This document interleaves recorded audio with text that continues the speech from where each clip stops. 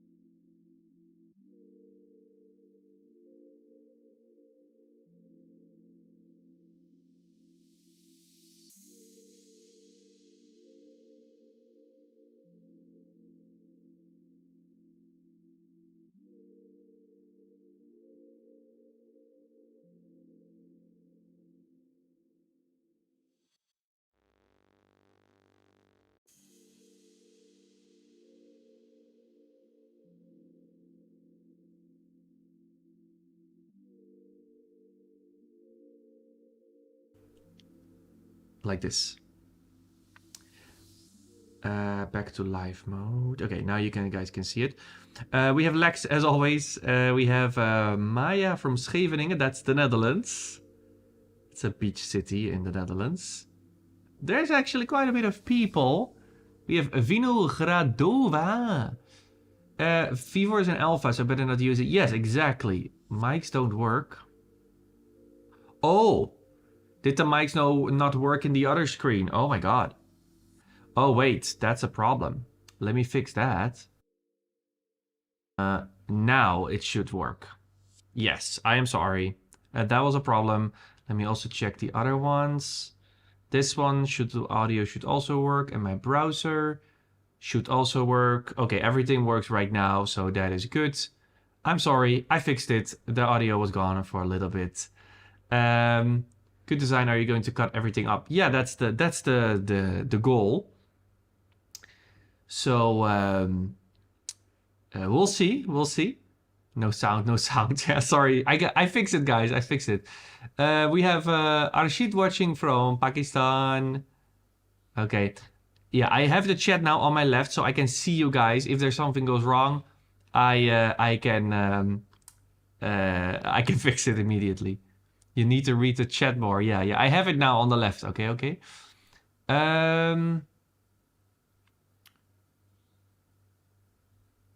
Werkt weer. Yeah, okay, we're back. We're back, guys. Sorry. Could you repeat? Yes, okay, let's repeat. Let's go back to that screen. And let me show you the design again. Okay, so this design is a design that people know. If you have been following my web design course, then you know. Because this is the design that I teach. It's basically the end result of the course. We're creating a website for a bakery. It's a fake client, but I teach it with like real client emails. So we're going through the whole process for people that want to learn more about design, about Figma. That's what the course is for.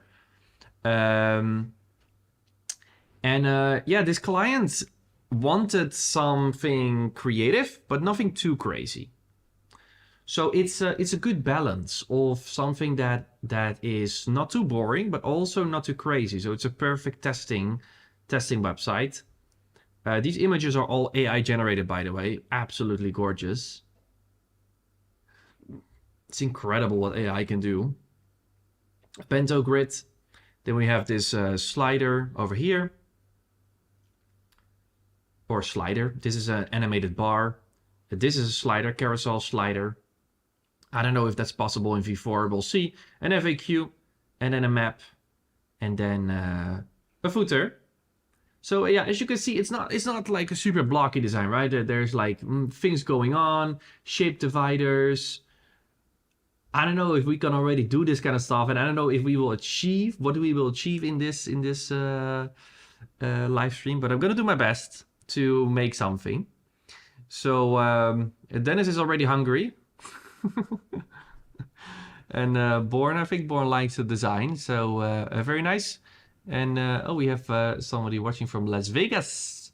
All right, so now that I have repeated everything, we can get started as always. But before we can get started, we of course have to grab a drink. We're not gonna start without a drink. Some people don't like it that I have music in the background, so I don't have music right now in the background. I'm just gonna put it on for myself, so that we can all put our own music on. But I hope you guys have a drink. Again, this is a live stream, it's not a tutorial. We're just gonna chill. Okay, let me turn on my lo-fi music, and I hope you guys don't hear it. Let me quickly check the audio. You guys don't hear my music, right? Just double checking. Double checking. You don't hear it, right? Yeah. What AI do you use for the... I think we just use ChatGPT or Envato AI. No music? Okay, good. All right, so I'm gonna fill my cup with coconut.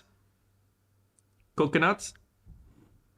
I'm in Bali, so they have like coconut everywhere. This is not pure coconut, by the way. But it's also not full with sugars. It's pretty alright. It's so nice. I love coconut. It's like super hydrating and healthy. Alright. My desk becomes wet from this.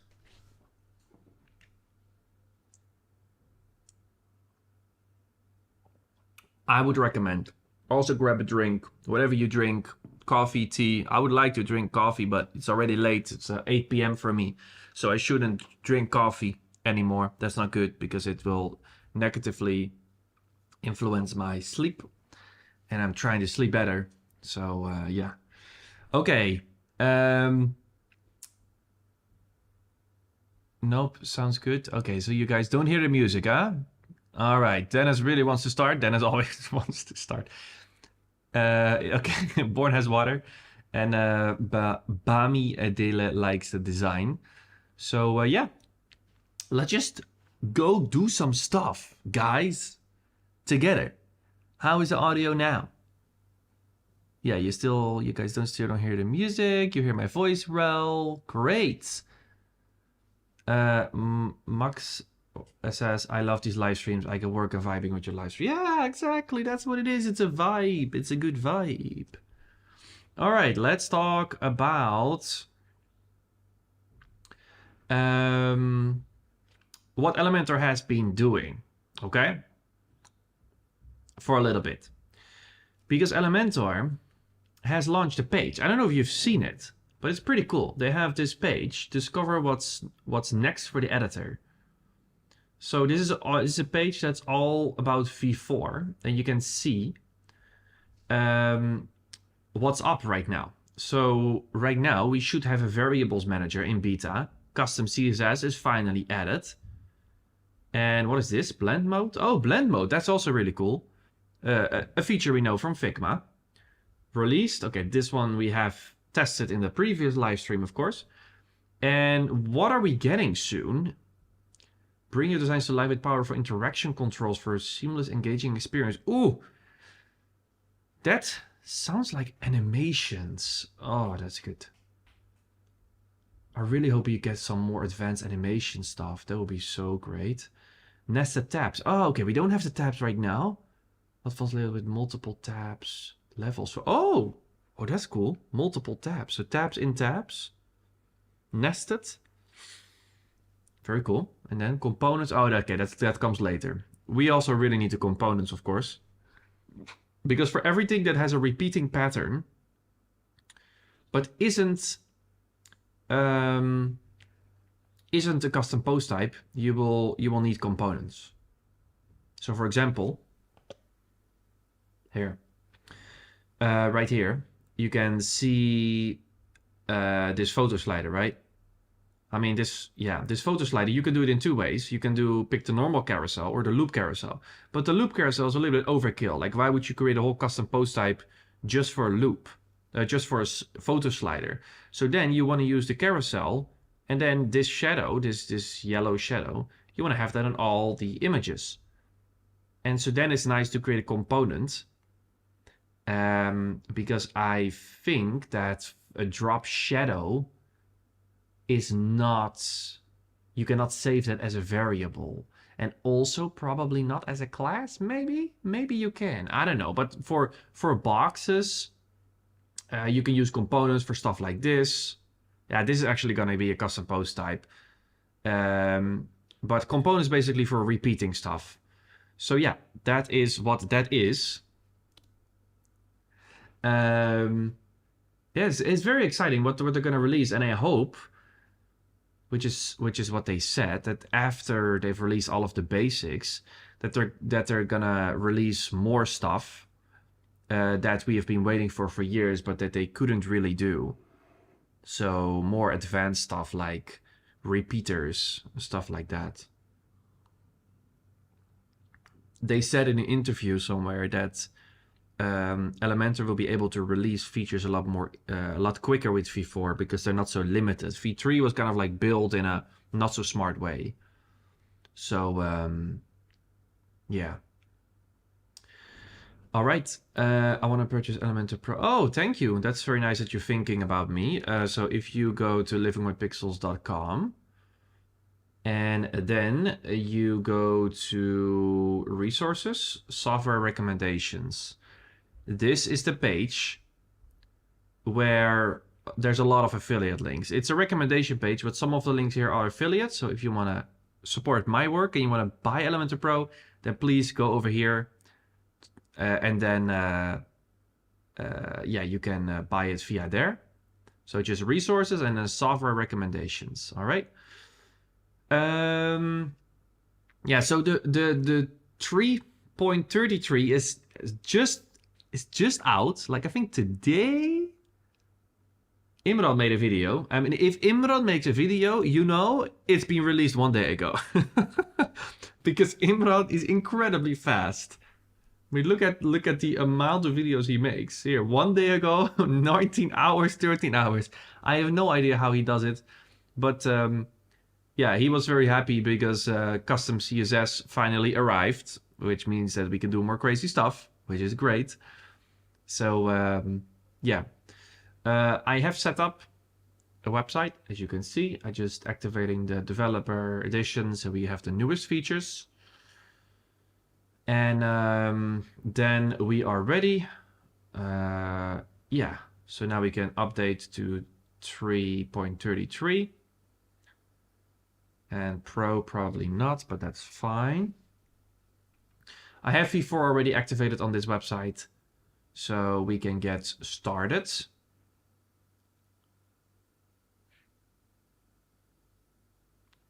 Have you seen Hit LinkedIn? It's all spamming my time. Hit LinkedIn? No, I have not seen that. Reno, what's your opinion about Bricks V4 and Bricks? Yeah, it's very similar.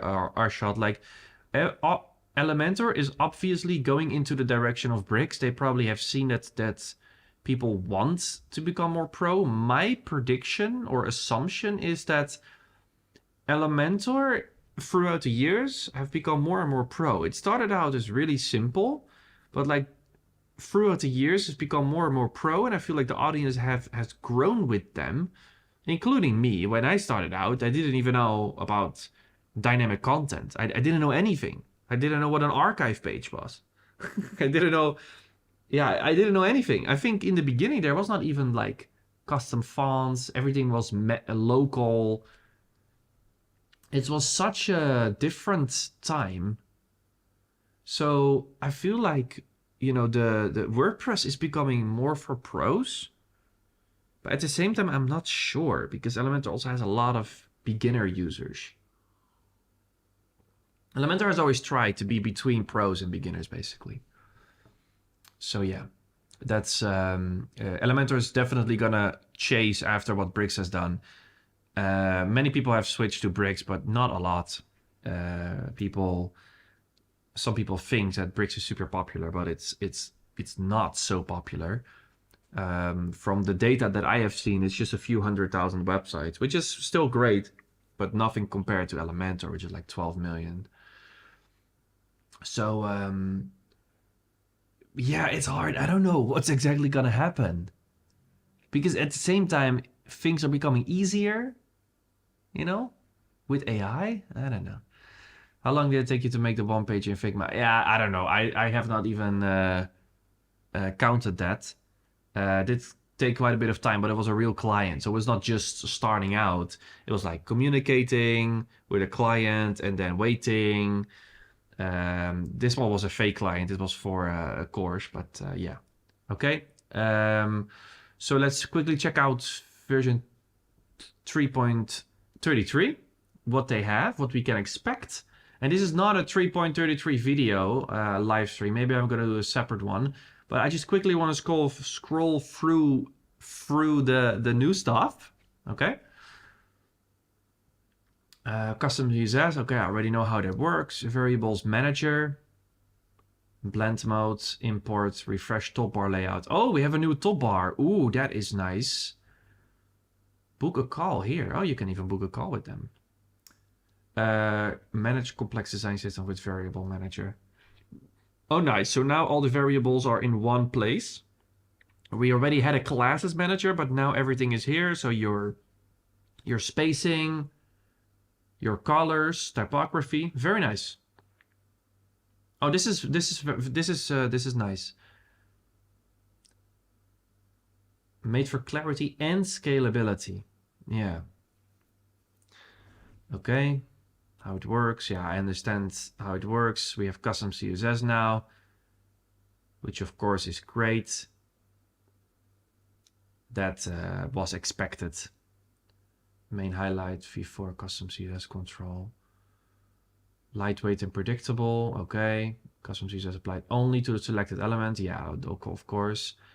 Add custom CSS to global classes and apply them throughout the... Oh, that's interesting. So you can apply CSS to a class. Huh. Interesting. Create custom CSS for hover. Active state directly in style. Yeah, okay. Define CSS rules for desktop. Yeah. Feature autocomplete. What? Features autocomplete. Oh, hey, that's also cool. That you can have... it has an autocomplete feature so that it makes writing CSS easier. That's a very nice addition. Site level custom CSS applied through the site settings, continue to control global. Okay, so we still have site settings, but of course you can also do it on an individual level. Okay. Background clipping, what is that? You can even combine custom CSS with V4 background clipping. For example, set a large background image on a heading. Use a background clipping, clip to text. Oh, I see. Animate the background position with the Q. Oh, that's cool. I think you can do like, or is it just blending mode?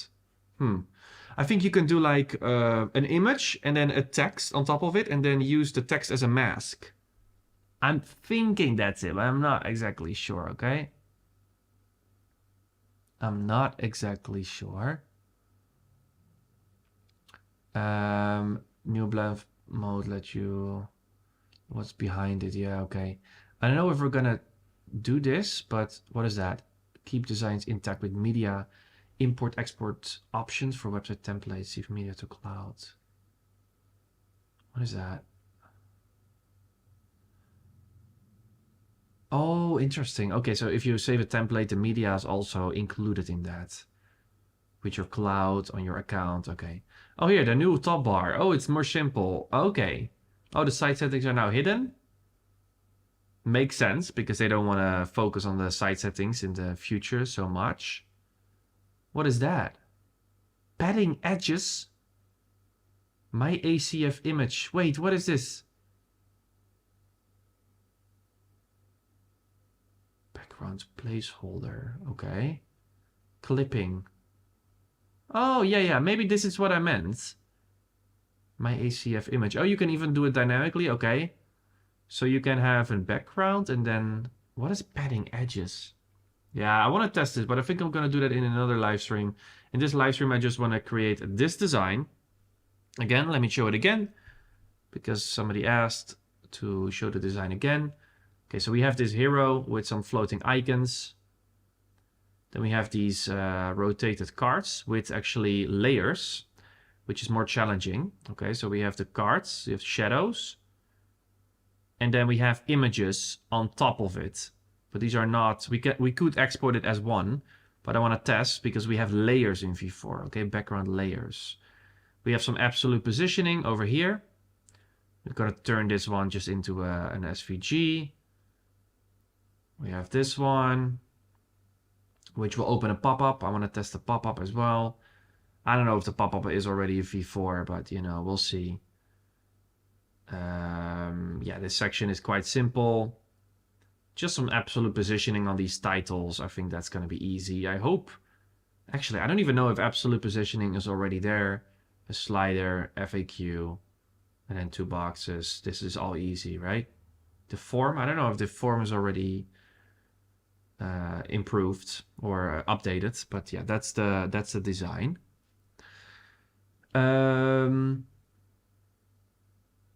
Yeah, so that's it for all of the updates. Yeah, I think I just want to do this in another live. Just test out this new 3.33 when it's really out, because I often like to wait until it's out and not the beta.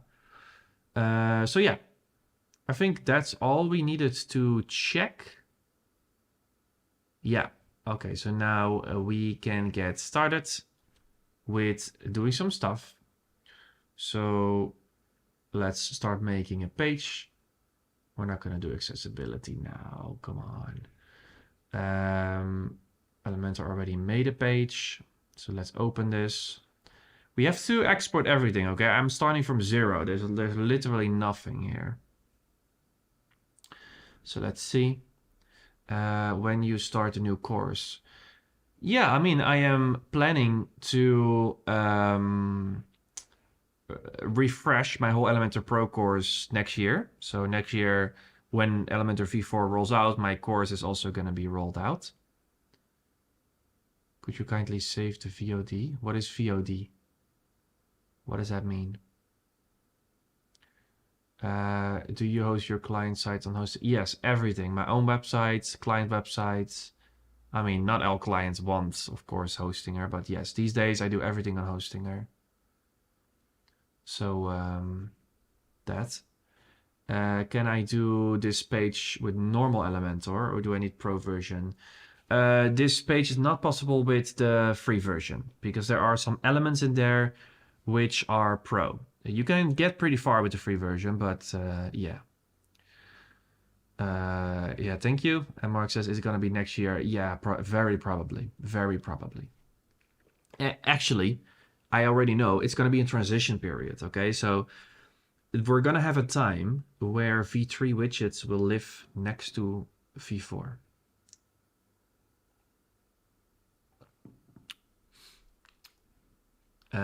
Mike is talking in Dutch. Please, Mike, make sure to talk in English so everybody can see it and follow it. Mike says, what do you think of Strato? I think it's a Dutch hosting provider.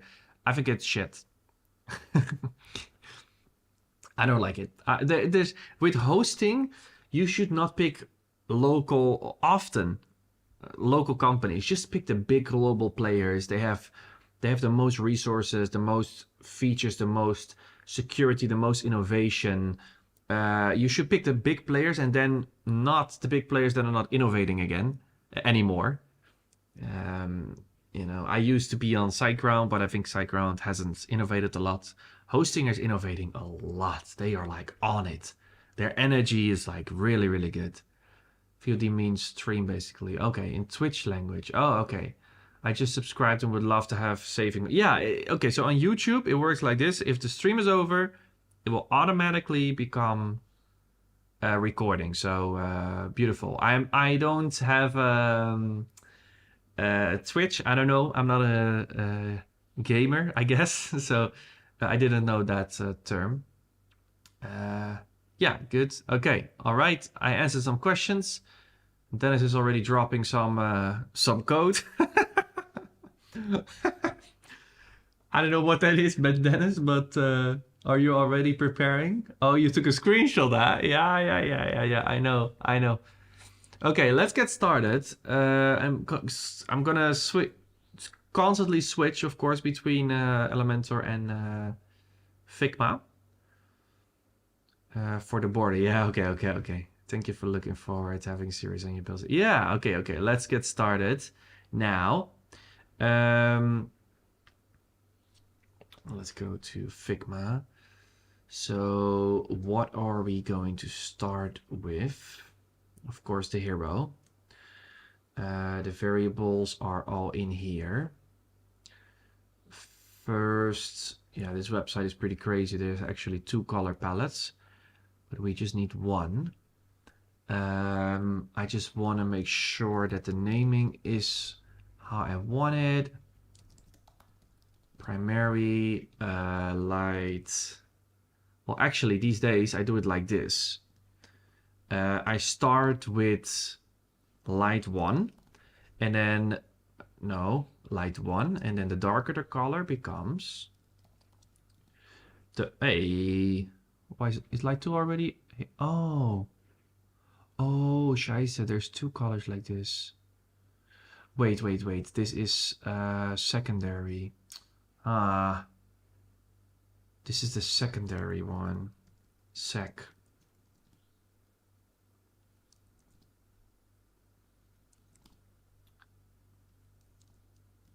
Primary. No, that's actually the main secondary. Secondary dark or too dark.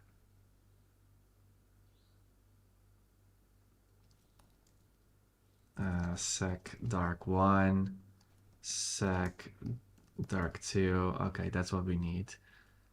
So it makes it easy to copy. And then over here, we're just gonna pick light 2. So 1, 2, 3. And then also here, this is the number 3. So 1, 2, 3. Makes it a little bit easier. In my Elementor course, I said dark, darker, darkest. But what if you have a darkestest? You know? Yeah. First global settings, right? Yes, of course. I mean, I think I'm just gonna do it ad hoc. If that's an English word. I'm just gonna do it as we go. I need to find the workflow, but I'm also figuring out. Did you use HostGator before? Yes, that's not a good one. I would have advise to avoid that. Swearing in German. Color settings. Hi, color setting tool name, please. Color setting tool name, please. What do you mean tool? This is just inside of Figma. This one. What is new UI? Looks quite amazing. I'm impressed. I always try to use lowercase. Yeah, that's more like how developers like to do it. But yeah, this is fine. I just want to keep it easy, right? Okay. All right. So the colors are here. So what do we need, right? We have. Oh, I actually used variables in here. Ooh. Okay, this is going to be a little bit hard because I have. This one is quite... Wait. You know what? I think we're not in the right project then. Let me quickly check. Because I have multiple versions of this. Untitled. Is it this one?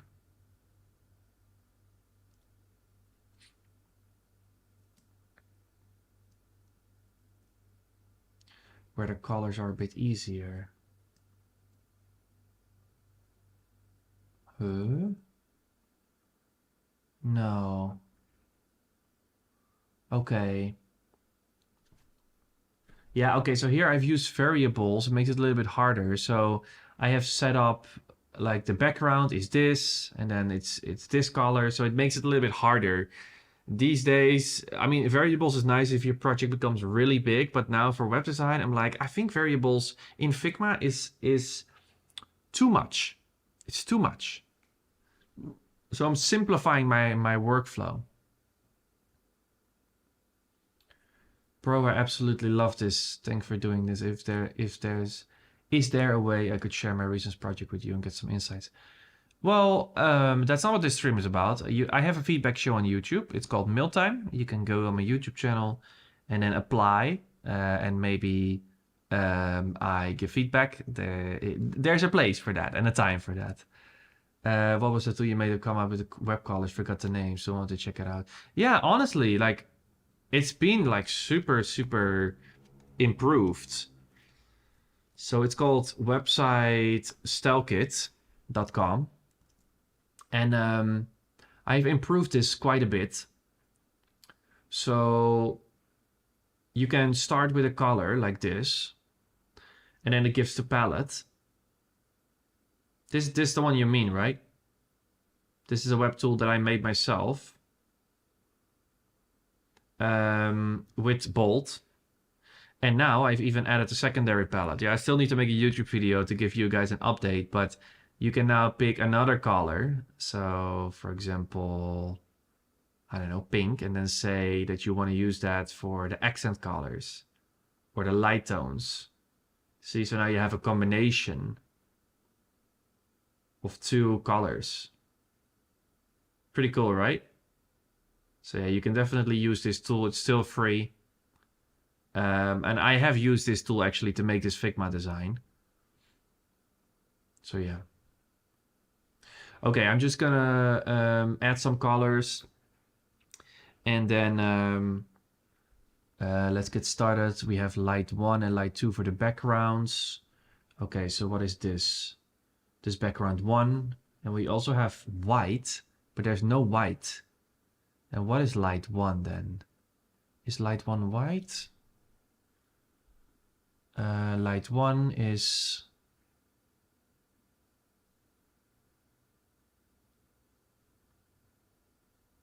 background 1? Sorry, this is a little bit annoying. Background 1 is just not light. It's not white. Okay, so white is light, is the number 1. Then we have this one and then the 2. Light 1 and light 2. Okay, let's add them. So in Elementor V4.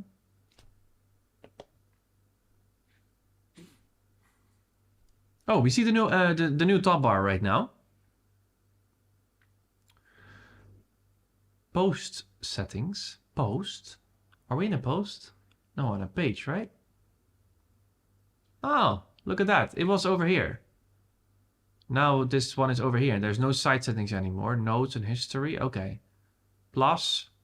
And the site settings are now here. But we're not going to use the site settings. We want to try to avoid that. We're just going to try to use the variables, which we don't have to open the site settings. That is so nice. Okay. So let's get started. We can also not use this. We have to drag in. That's still a little bit of a bug, or they haven't updated it. But if you start from here, it will still use the old container. So you have to start from here basically. So you can grab a div block and then a flex box inside of it for the box container. And then what did I set up last time?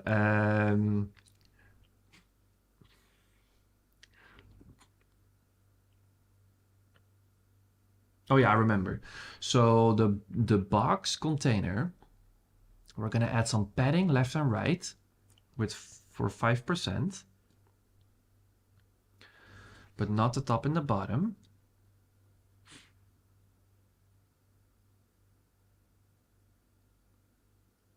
Yeah, we are. We're gonna use some rem, and in our Figma, yeah, this design is pretty crazy actually. There's like no real structure because it's pretty custom. It's not that all of the sections have like 5 rem at the top and 5 rem at the bottom. So yeah, I think I'm just gonna freestyle it. What do we have? At least maybe we can have a starting point. What do we have here?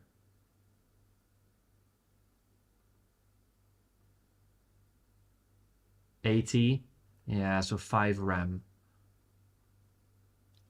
No, it's too custom. I'm not gonna do top and bottom. I'm not gonna do it. I'm just gonna do it by hand. So we're just gonna put 5% left and 5% right. And that is then, we're gonna convert that to a class, which we're gonna call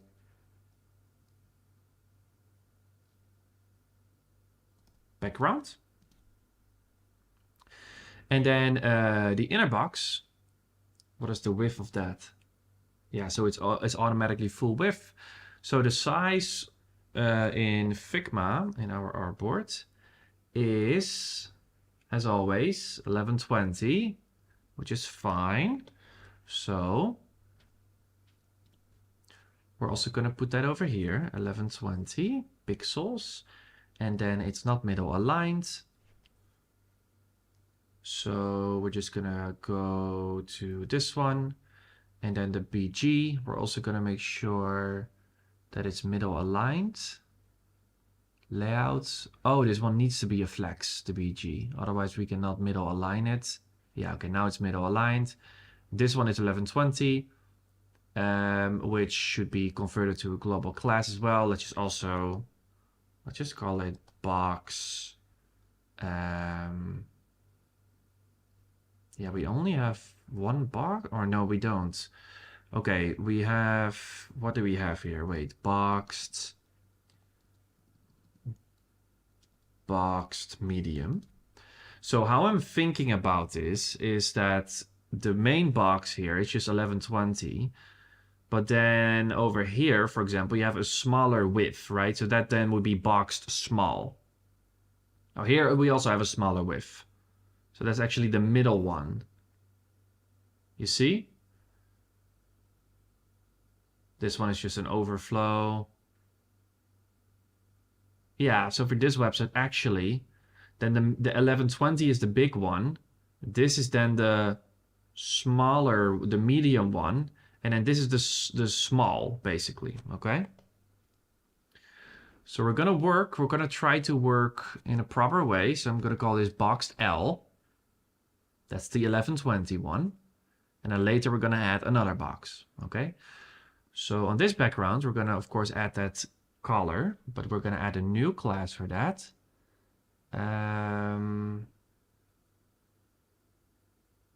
Wait. Let me open my V4 notes because I do have some kind of classes system in mind. Let me see. I'm not. You guys don't see this what I'm doing, and that's what I want. BG Light 1, BG Light 2. Okay. Yeah. So the idea is that we're gonna add a class for the background. And then in that class, there's a color variable, okay? Wait, do I still have the chat on? Yeah. Okay. Can we check how the code on backend looks comparison? Yeah, we can, but I don't have a fair comparison now. But Jeffrey made a good video on that. He checked it out, and it's super clean compared to the V3. But I'm not a coder, so I don't really understand it. I always find it hard to get. Yeah, I mean, that's what I'm gonna spend probably the quarter one of next year. I'm probably gonna spend making tutorials on that. What annoys me with Elementor is copying pasting sections. What do you mean? What's first makes the section colors? Hi everyone, Natalia. Okay, welcome Natalia. Yeah, we're gonna add some colors now. Okay, so let's do a background. And then here we're gonna add a color. I don't think we can convert it into a variable, or can we? I think we're gonna start out with FF, which is white. Or should we just do it from here? No, we should do it from here. Okay, so we're gonna do light 1. That's gonna be pure white. Create. That's it. Easy. Then in our Figma, we're gonna have the other color, which is light 2, which is this one. So let's just, wait, let's try to go to the variable manager. Where is it? Huh? Where did they put that? Here, no. Oh, the structure is now on the right. The layers panel, which makes more sense because it's by default on the right. But where is the variable manager? Huh? Wait, or can we get it from here? Oh, here, variable manager. Oh, there we go. So now we can just go in here. Oh, here, color, font, size, nice. Okay, color, light 2. And now we're just gonna put that color in here. Oh, you cannot, oh, that's a flaw. Oh, okay, the hashtag should be there, otherwise it's not gonna work. You see that? Let's pick my third color, plus light 3. The hashtag should stay, otherwise not gonna work. 3, so now we have 3 background colors. Perfect. Let's also quickly grab my text color. My 2 text colors, we have heading and dark 2. Okay, so let's also make our dark colors. So we have something to work with. Dark 1. Just quickly copying things from the Figma. Dark 2. And then dark 3. Yeah, the fact that you have to replace the that you have to place the hashtag, that's not user friendly, because this is one of these small things that non-coders don't know. I mean, I know this because I understand the basics of CSS, but yeah. Okay, so now we have headings, we have something for body, and we have something for accents. So that's great. Let's save the changes. I'm also quickly gonna make some notes for Elementor. 3.33 notes, which is that color variables should, or copying hex codes should work without using hashtag. Okay.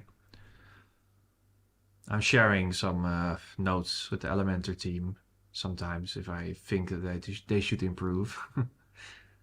Okay. Is it already stable? No, it's not, Franz. It's not.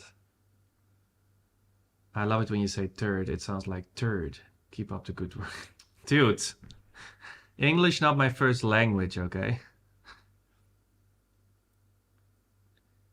If you build a section I want to paste from another page, but you always have to paste it in and drag widgets here section.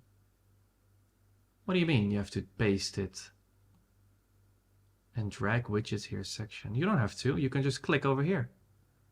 Look, you can just click and it adds it. Oh, not in the right box, but let's open the layers panel, put it inside the flex box. But here, you can just do it from here. See? You don't have to drag, you can just click.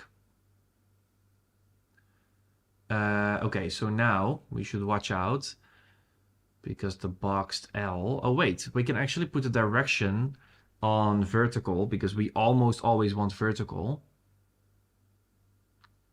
So layout and then column. Yeah. That's how I want it.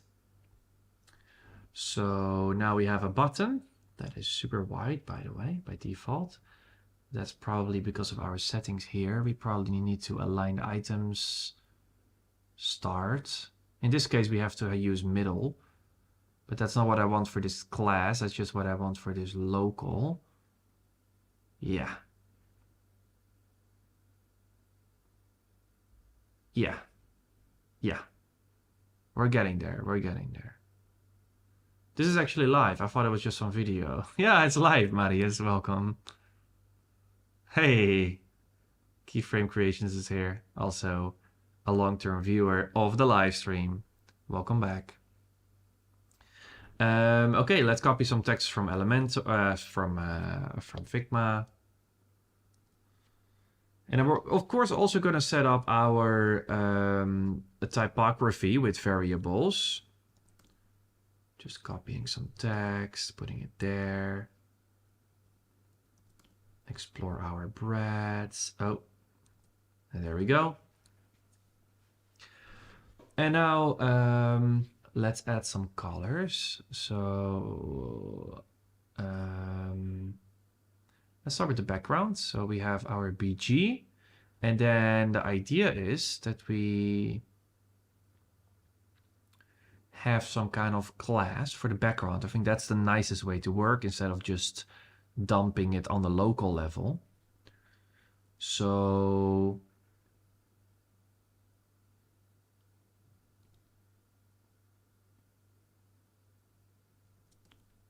I am going to add a class, which is BG light 3.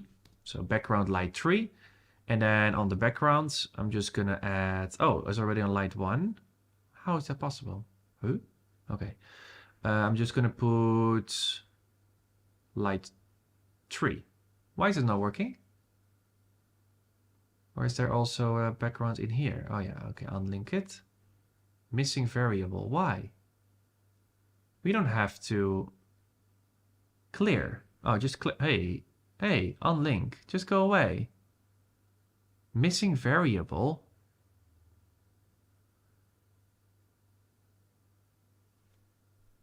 Huh? Why? We don't need to add the local. Maybe we should have local delete. Clear up. Oh, now it's working. Okay, now it's working. BG light 3.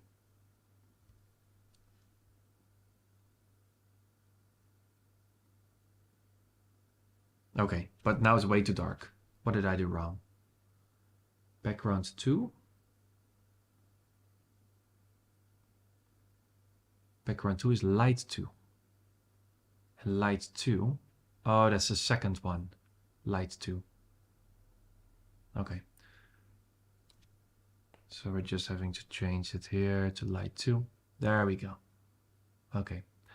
All right, now for our headings. Yeah, this in the beginning it's always a little bit hard to set up with Elementor, but once we have all the classes in place, then it will get really nice.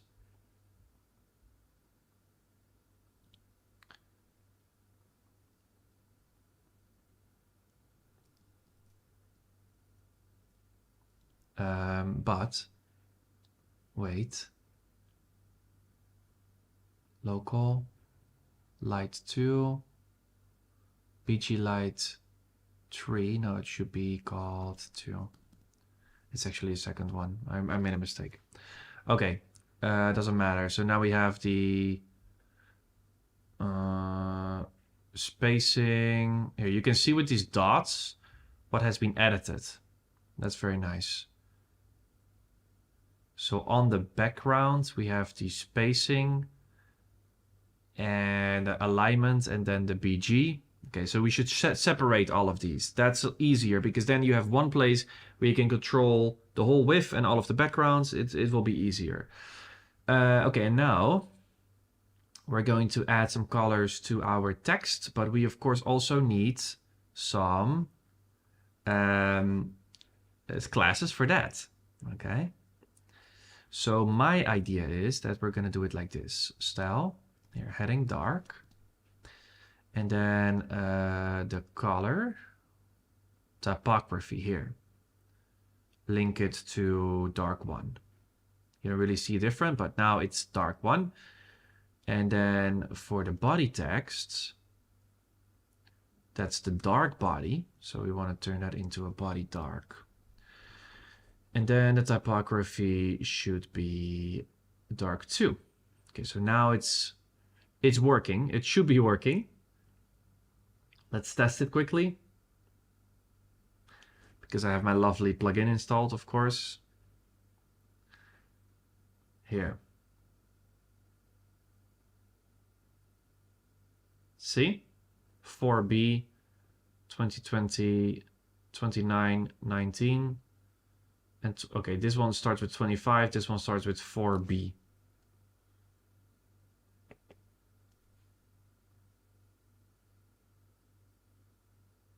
Here, see? 25, 4B. So it's working.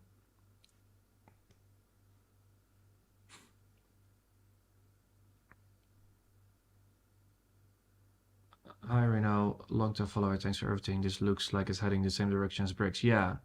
Just wondering if the front it will be as black. Well, the front, no. I mean, from what I've seen, it's gonna be really it's gonna be really clean. You know what? You should check a video of Jeffrey. Jeffrey Lightbox, my friend. He has made a video on this. He checked. It's a while ago. He checked the code. Is it ready yet? Yeah, he's also making videos on it. He understands code more than me. Maybe this one? But it should be super clean, okay? So here we can check it. Maybe you guys can see. I don't know if this is gonna be sharp enough for you guys to see. But here, what do we have? Page content. Then there's only my div, which I created. This div I created. This is literally WordPress a post. Here, let me zoom in. There, you see this is WordPress itself, I guess. Just a page. Then there's a div, the first div that I created with the padding. Then the inner div, I also created that one. And then immediately the heading. So there's no nesting divs. See, it's using the class name that I have set up. And then the P and then the button. See, it's the most clean you can get. Again, I'm not a coder. I don't fully understand this. But from what I've seen, this is the cleanest. From what I understand, this is very clean. But there are developers in the chat, so let me know. Let me know, as always. I hope we really get BEM. I don't know. I've never used with BEM before. Still so many classes from Elementor itself. Which then? Which then? You mean this? This shit?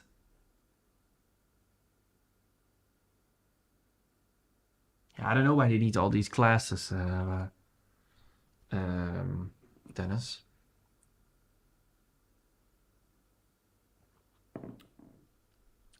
So again, I'm not a coder, okay? But from what I've seen, other developers talking about this, they say that this is a huge improvement. Okay, let's close this one. All right. Let's add some typography, which we're also going to use variables for. So inside of Figma, let's see what we have. We have title 1 and we have body text. Okay, this is easier to check. Oh, it's also a variable here. Fredoka and outfit. I hope that that's a... I hope that that's not a... Or I hope that that's a Google font. Otherwise, I'm just going to pick another one. Fredoka and outfit for the body. Okay. Let's go back. So for this heading, we're going to put it inside of this class. Is that smart? Yeah, that's smart. That's easier because then the size can be defined by the age. Is that smart what I'm doing? Yes. Yes. Yeah, because now we're only saving it in one place. Yeah, this is the smartest way to do it. So the heading should be Fredoka. Hey, look at that. Fredoka. It works. We're not going to set up the sizes here. We're going to do that somewhere different. This is just so that we have one place where you can manage all of our headings because we're having a dark here. You know what? I don't like this name. So long. Here, H dark. That's it. We don't need these long names.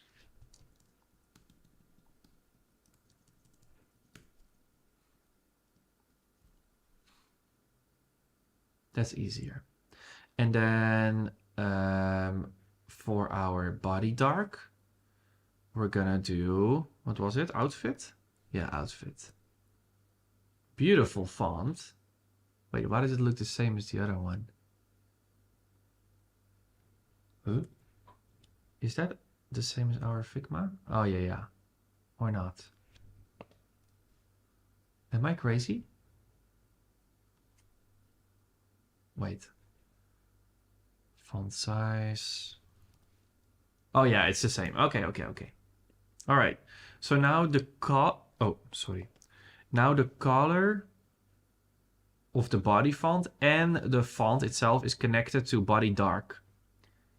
So soon, later, when we're going to have body light here for this section. Oh, no, this is only the heading light.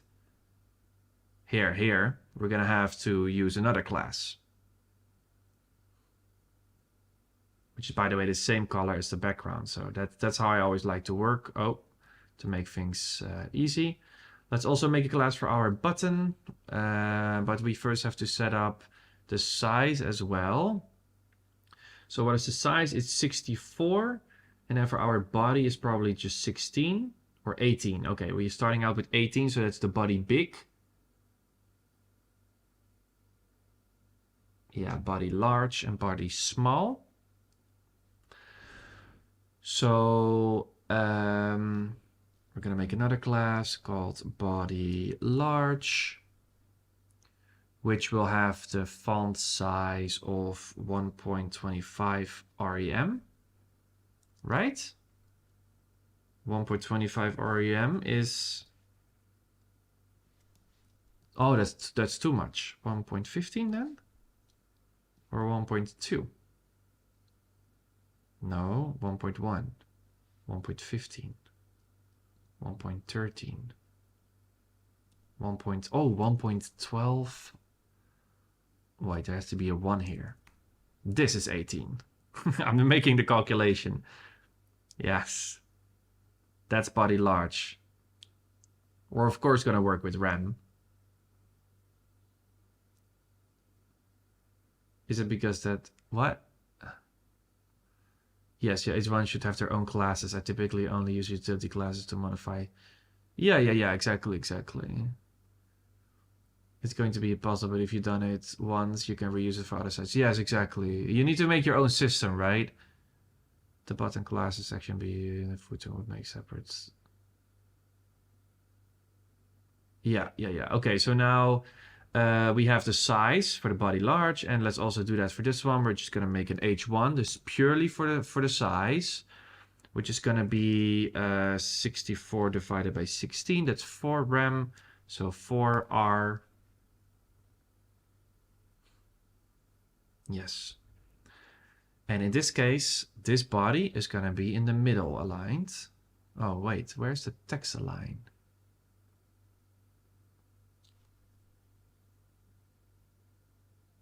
Typography? Oh, here. Okay.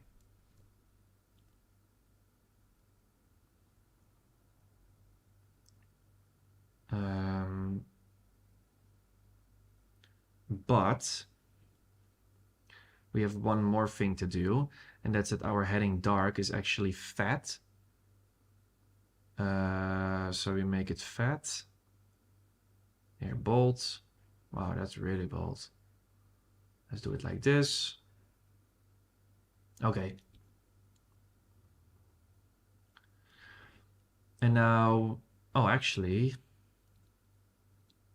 this whole box should be small. It should not be box L. Remove. It should be boxed S. We need a small one.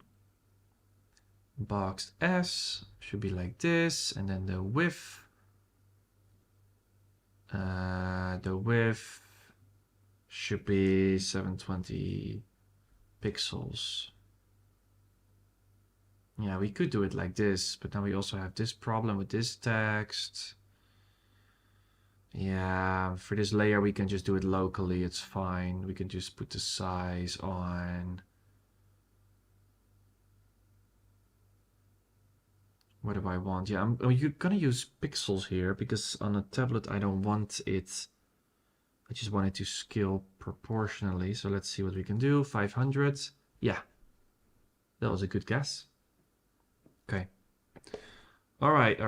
Let's take a little break for a drink. Elementor really needs to lower the specificity of their default styles, so we can use frameworks that have all this stuff. Yeah, I mean that's essentially why they rebuilt all of the widgets. So I think this is the reason that now everything in the general tab is just content, and this is only for styling, and then that allows you to use these features. Like with V3, the styling was all over the place. Some of it was part of content, some of it was part of style, some of it was part of advanced, but now it's all unified. Designs are always different from building the site, yeah.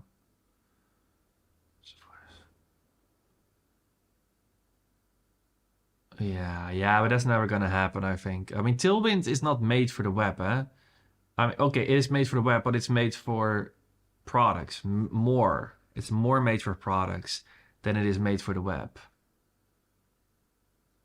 This is literally why I made website style kit, because I was so done with all of these color palette generators that were or for product, which has way too many colors, or they were for the graphic design. That's why this one exists. It has just a palette with everything you need for the web. That's why they have this preview over here. Look, there's also now this this preview. And also here, you can see an FAQ, how the colors look together. This is a perfect starting point. 3 soft, 3 dark, 2 main. So that's why I made this, you know? I'm sorry if I missed this, but will the new class system work like something similar Webflow? Yes, absolutely. Yeah. Specific, which is main styling for. Yeah, I don't know if I agree with that. I don't know if I agree with that. I think it's too many colors. Too many. I think it's more for products. Yeah. Yeah, that also. It's too overkill. I think Elementor is a nice balance, but yeah, whatever. We don't have to discuss on that. That's an interesting discussion, of course. Just wanted to show why I created it that way. Okay, so now we have everything here. We have the body, we have the sizes. Let's also add some top and bottom padding. How much do we have?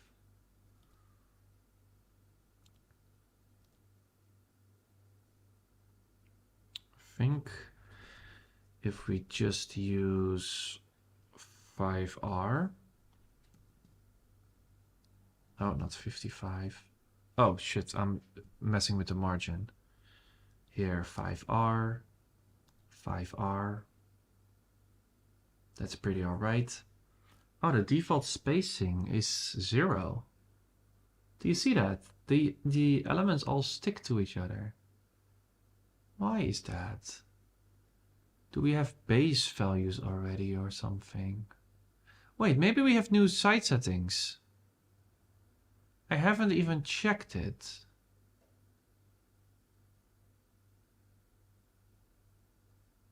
Do you know good section libraries where they have the old element? I'm gonna Walid, I'm gonna launch something soon, but there are current frameworks or section libraries, like Elementor is one that you can look for. But I'm gonna launch something soon, which will be exactly that. But for now, I would recommend Elementor. Okay, so where is the base values? Do we have it?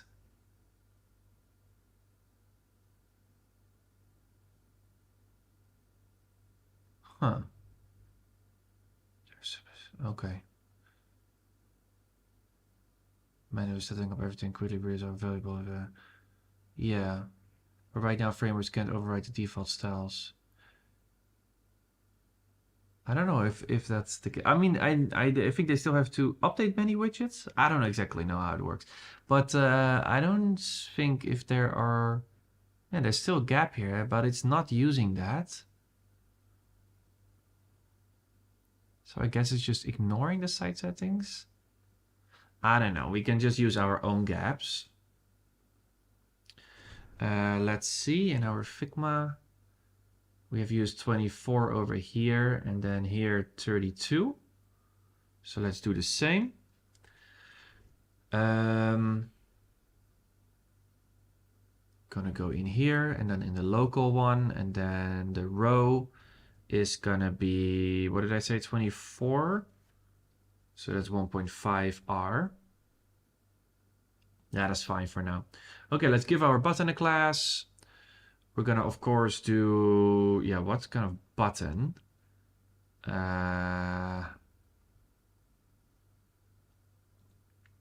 Let's do button primary. And then we're just gonna add some stuff in here. Oh, we haven't set up our color, our main color from Figma. So we have buttons, button. Oh, here, primary. Okay. So we're gonna give this primary, and we're gonna put that value in there with a hashtag, create. There you go. And then, oh, here we see the new clipping feature. What is that? Content edges? Wait a second. What is that? Text. Oh. Huh. Background. Yeah, I think this is the moment where you can have an image as a text. Wait. We're not gonna do that right now. Color of the background, color of the typography is going to be light 1. There you go.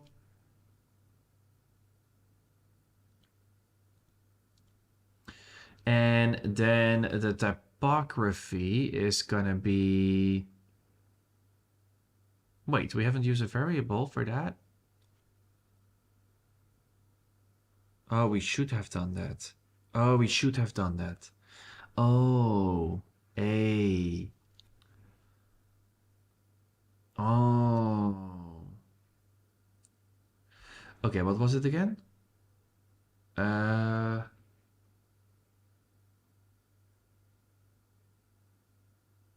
Fredoka and outfit. So outfit for this one, and that's for the body then. Body, okay. And then in this case, we want to make it thick.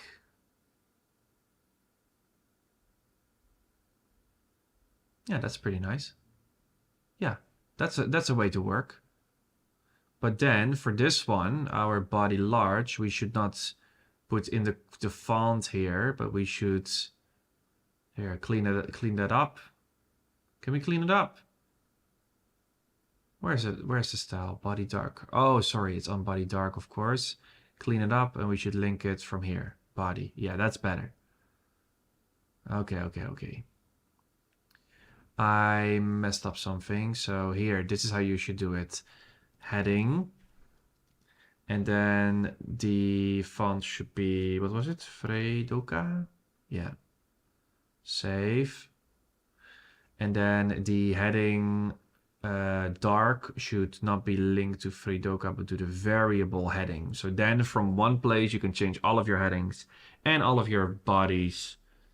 That's the way to go. It's not working somehow. Roboto. Oh, it did not save. Fredoka. There we go. Save. Yes. Huh? Go live right away. Yes, I understand. What the hell? Okay. Oh. I thought I couldn't click the button. Sorry, I got a bit stressed. Now we set it up correctly. Okay. So button, we're still editing the button. Let's add some radius in there. In our website. Oh, we're not using full in Figma. We're actually using...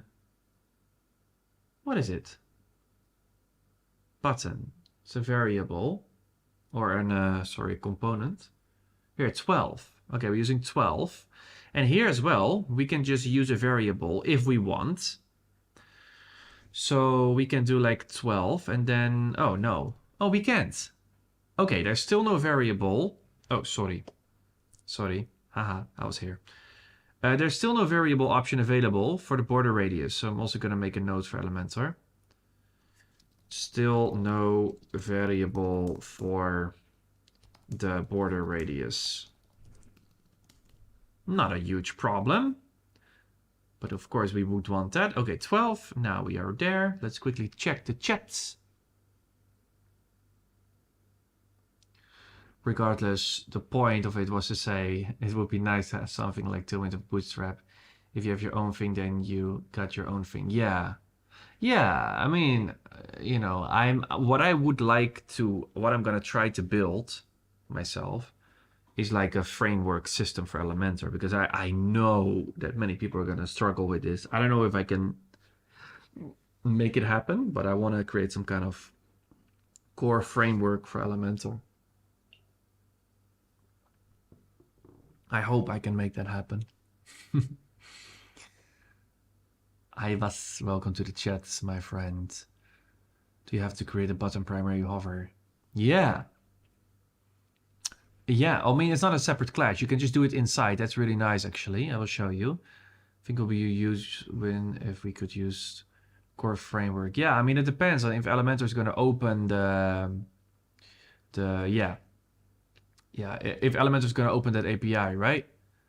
That's going to be it. Hey, Marijn, send me a message. I will help. That would be awesome. I think we should still build some stuff. It always happens in this stream that we get ideas, but I don't have a lot of time. But next year, I wanna spend more time on products. I'm a little bit done, like always making YouTube videos. Honestly, I love YouTube. Okay, I love it. And these streams are different. These are just chill with you. But yeah, I just want to say something. I'm a little bit done being just a YouTuber. It's just an intense grind to always, if one video is done, go to the next one. One video is done, go to the next one. I really like products, I really like what I made with the website StelKit. I've helped many WordPress companies improve their designs. So I think next year I want to do more products, because it would be so nice if we could have a system for this that would do that automatically. I don't know if it's that easy, because as you can see, it's quite a bit of steps to get a good design. We are literally already streaming for 1 hour, and I just created the hero section. Incredible, Reno. Okay. This is a good start. Let's try to add a border. I mean, a section divider like this. So this weird shape. We can, of course, export that separately. It's not the perfect shape, as you can see. Let's see what we can do in Elementor, if there's already something built in. Oh, by the way, sorry, Dennis, here. Look, hover. Look, hover. See? It's built into the menu, super nice. So we can just grab a secondary color. And then just, here we are in the hover right now, so we could just add another color, which is primary dark. And then, oh, lol. Hashtag this, here, another color. Here, see? It's very nice, it's very simple. You could even do more here. You can do like, here, transform. I think I tested it in the last stream, it's pretty nice. Oh, you have to click outside of this window, that's a bit annoying. Here. That's of course a little bit too intense, but the steps are a little bit big. Here, but you could do something like this. Oh, you have to click outside. See? That's pretty cool. Or for example, add a background here, box shadow. So let's say that you grab here this. Let's just, yeah, maybe we can do it. Blur. Here, let's do like 40. Hey, go away. Yeah. Look. Way too much. Unlink it. Yeah, let's just decrease the opacity. See? Wait, I want to put it at the bottom a little bit more. Like 10 pixels. That's some pretty cool stuff, right? You want recognition? What? What are you talking about? Okay, nice to know. Yeah, right? Pretty cool stuff with the hover animations. This is good.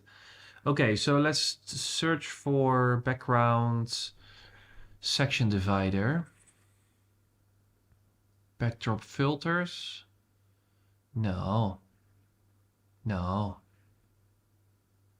This is a blur. What do we have here? No.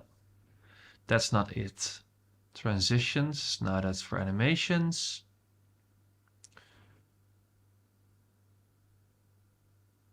No. Move, skew, rotate. No. I don't think we have it. Border maybe. No. It's not like that.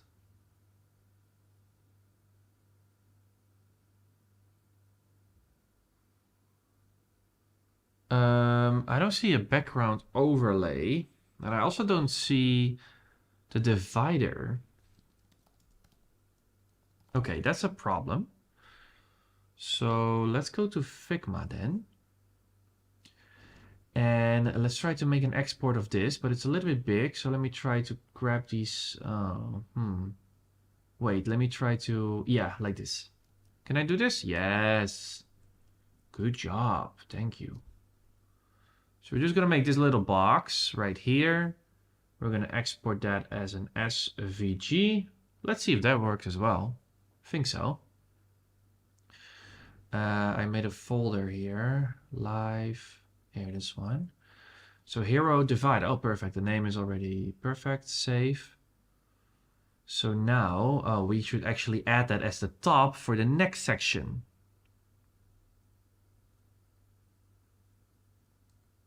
That's easier than trying to put it.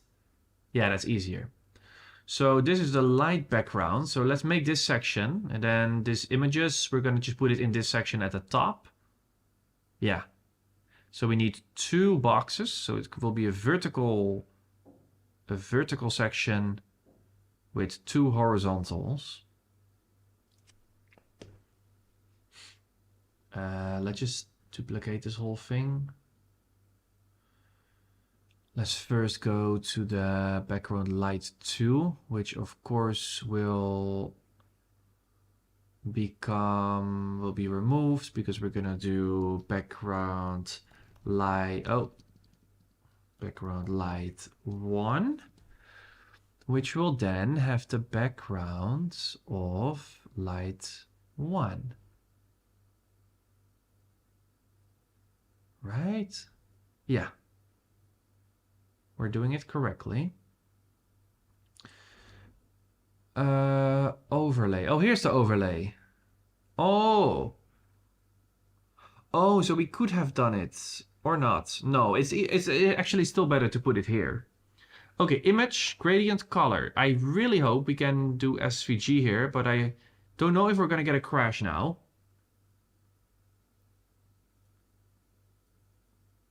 No.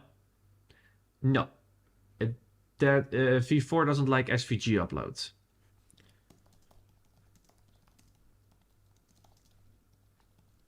That's not good. So that means that we should go outside of here. Let me quickly check the comments. Heading to Holland next week for about a week. What's your top 3 things must see? Oh, you're going to the Netherlands. Very nice. Where are you going in the Netherlands? Easy this from the airport, just outside of Amsterdam. But travel is no issue. Yeah, I mean, it's close. Everything is close. Yeah, what can you see? What can you see in the Netherlands? What do you like? Do you like, do you like art? We have beautiful museums in Amsterdam, like really, really nice one. The best one, I think, is the Rijksmuseum. It's incredible. Here, you type it like this. Rijksmuseum. This is a beautiful museum. Okay, let's go to the backends to turn on SVG uploads.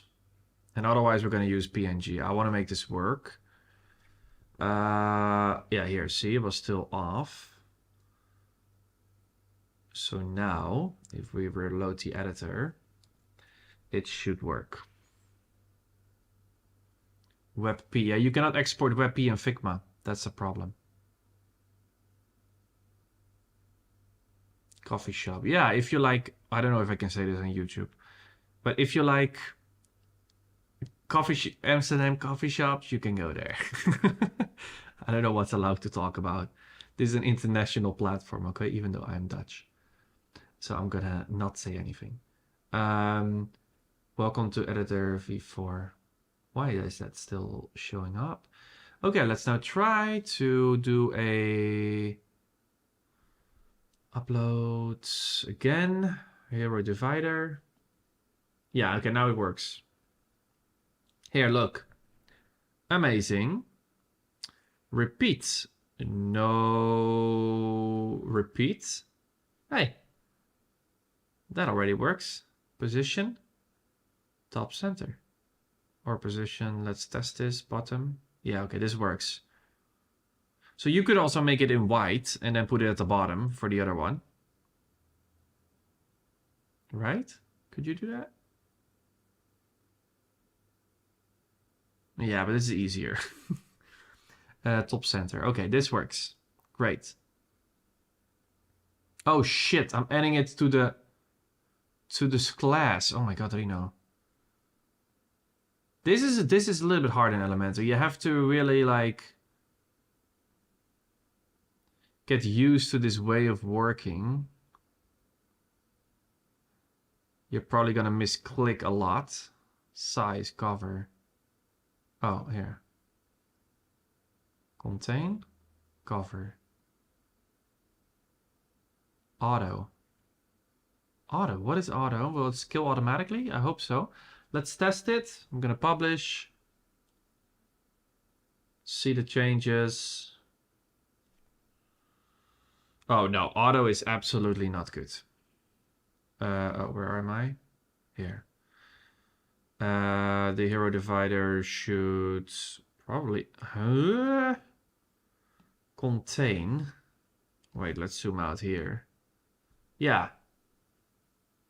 Probably contain then.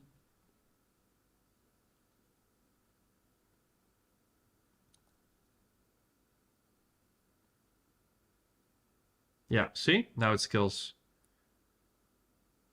Beautiful. Can we also do clamps already, by the way? H1. What about the size? Can we do like... Yeah, we can do here. A. Let's see if we can grab some of my codes.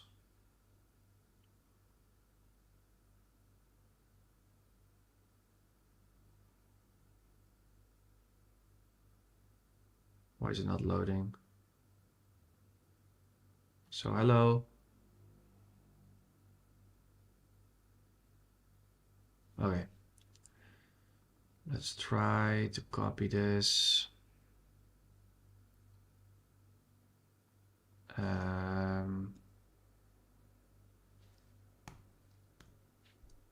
looks like it works.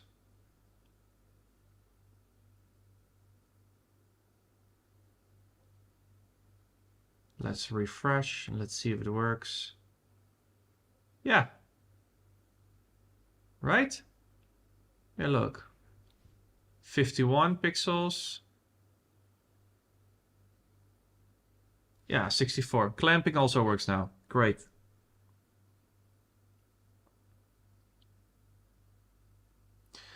Why don't you use shape dividers? Yeah, Stefan, you just joined, eh, Stefan? You just joined because there is no shape divider in V4. It doesn't exist. I checked it. Why do you use an image? Shape dividers are native. Yeah, but it's not here. It's not here. I'll make a separate div for that. What? Why? Why would you make an extra div? It doesn't matter if it interferes. We can just add a little bit more padding. Not a problem. I don't want to add an extra padding for nothing. Wait. Where's that padding coming from? That spacing, I mean. Oh, here. Here, we just do it like this.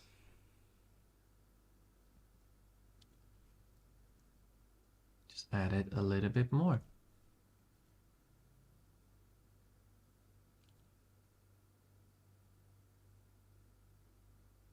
Wait, can you also change the color of the SVG? No. No. Okay. Claims always did work. Did this? No, it didn't work. It didn't work. They just added it. It was not part of V4. It was it's just rolled out. Because I tried it like 2 streams ago and it didn't work. Elementor, this is why. Yeah, no, Mohammed, stop. Seriously, stop. We're not gonna get there, Mohammed. We're not gonna talk about that. That's incredibly wrong for you to think that everybody who works in a company agrees with their own government, first of all. And that's a really weird mindset, because if that's how you think, then yeah, then you should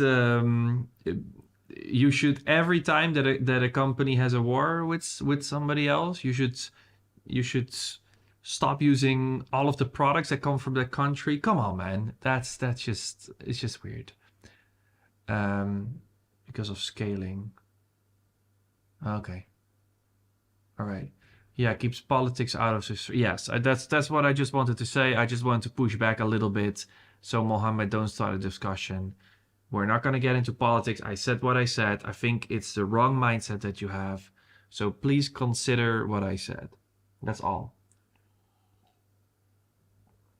Yeah, we're not gonna go there. Okay.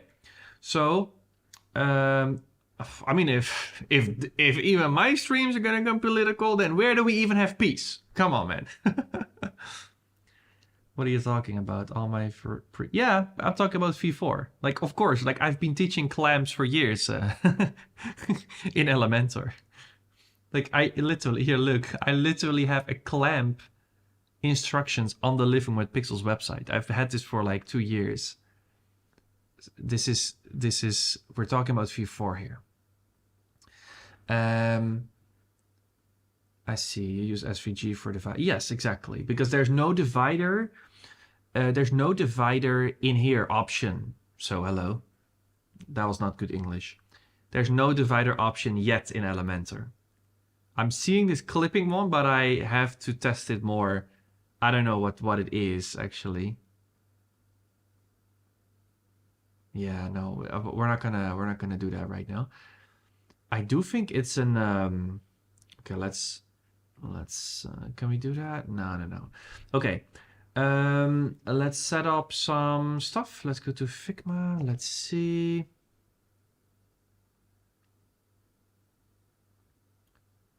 Okay, I asked if they disabled it in V4. You made it sound like it was... Oh, no. That's not what I meant. That's not what I meant. I meant in V4. Yeah. Thank you, Dennis. I thought it was a vectorized image. Thought it wasn't a vector. Yeah, it's a vectorized image. So it's super small. It doesn't slow down your website. Okay, so we need 2 verticals. Basically, let's already start copying some text. Let's also try absolute positioning. You know what? Let's just do this one. Here, this is a problematic thing. Probably. Oh, and also Lucy. We're gonna do Lucy as well. So let's put this outside. And if you export it like this, you're gonna have a problem because it's a stroke. Look. So you first have to outline the stroke. And then it's 3 separate vector strokes, so then you should flatten it. And then it's 1 vector. That's what you should do before you export it. So now I have this working one, so that's gonna be the heat, the heat.svg. Okay. And then also Lucy, you know what? Well, I can just do it here. No, I'm gonna do it outside because the text, I have to outline the text. So here as well, if you just turn this into an SVG, then you're gonna get a problem because it's still a text. So you also need to outline this one, and then let's grab all of this and also flatten it. So it's whole 1 vector, SVG. There we go. Lucy arrow.svg. Okay. And then, of course, this one we want to animate. So, yeah. Oh, I see that he has... Okay, Mohammed is taking it positively. First of all, thanks for the response. All right. All right, Mohammed, good that you have considered my point. False sluggish for some reason. Currently sticking with Gutenberg, but it's a bit yeah, I have been playing around with Gutenberg, Mohammed. And it's interesting. I'm working on a video on my opinion about it. It's interesting. There's a lot of things that are possible for free. So yeah. And the length, yeah, this V4 is yeah, exactly what Keyframe's saying. Like it's meant to solve all of these issues. Are the elements that are very slow? For example, icon list widget. Clients' website become very slow when they're added. Yeah, very good point, Smiley. Smiley Jack.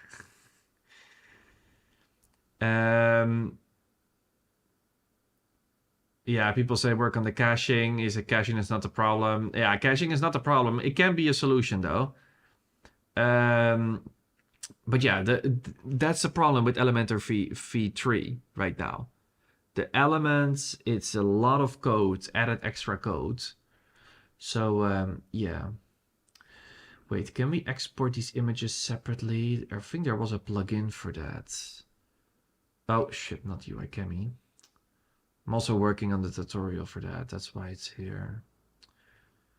What was that plugin? No, not like that. Are you crazy? There was like a plugin where you could export export images like originally. Export original images. I think that was it. PNG, JPEG. Yeah, let's try. All selected layers and their children. Only selected layers. Yes. Okay, let's try. No image were found. Huh? Like this then. Yeah, now it's working. Okay. Let's try images.zip.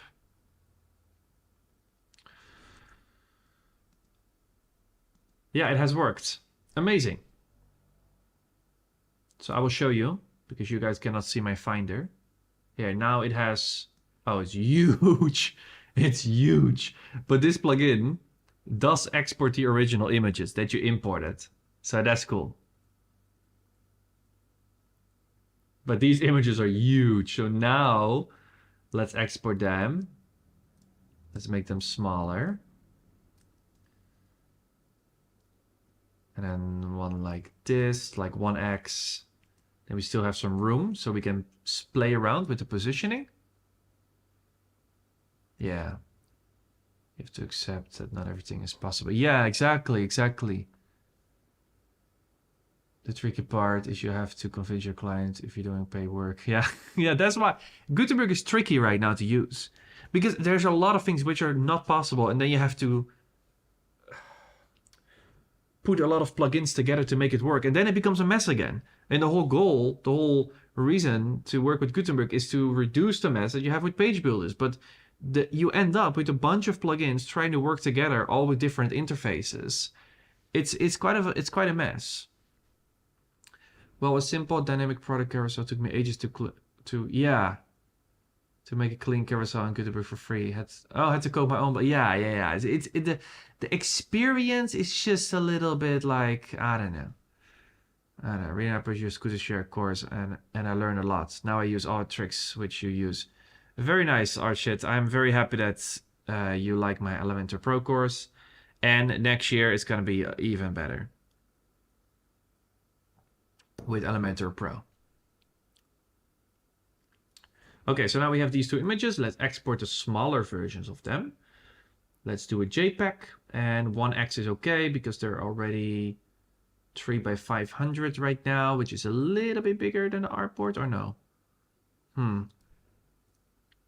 Let's just do a little bit more. It's fine. Yes, we're gonna save.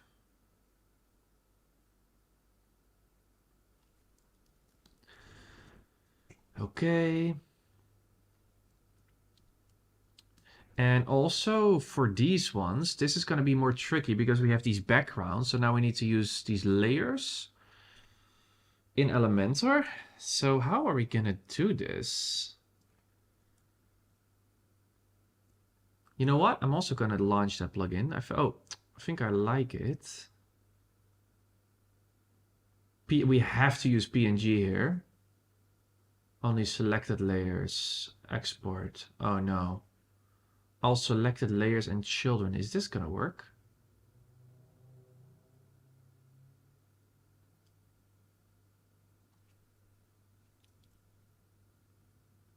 No. That's not gonna work. So what do we have to do now? Maybe just like this. Select all of them and then export. Oh, come on. It does not work. All right. Oh my god, it's crashing. Please don't crash. Okay, we're just gonna do it by hand. Export 4 layers on 3x. No, that's too much. What about 1.5? PNG export. Let's see what happens now.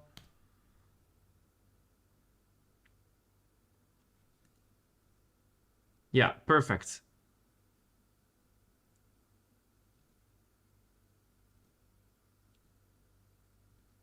Oh, but now... Wait, let me guys show you what Figma exported. Here, Figma exported this. They cut it off. So did I do it wrong? Ignore overlapping layers? Is that the trick? Uh-oh. Oh shit, it's gonna download 19 images. Oh lord, what's happening now? What is happening right now? Replace, sure. Oh no, now it's actually exporting with. Now it's exporting with the sides. Ah, okay, can we just use this? No, because I want to have an animation. Come on, this is Elementor V4. We want to make something cool.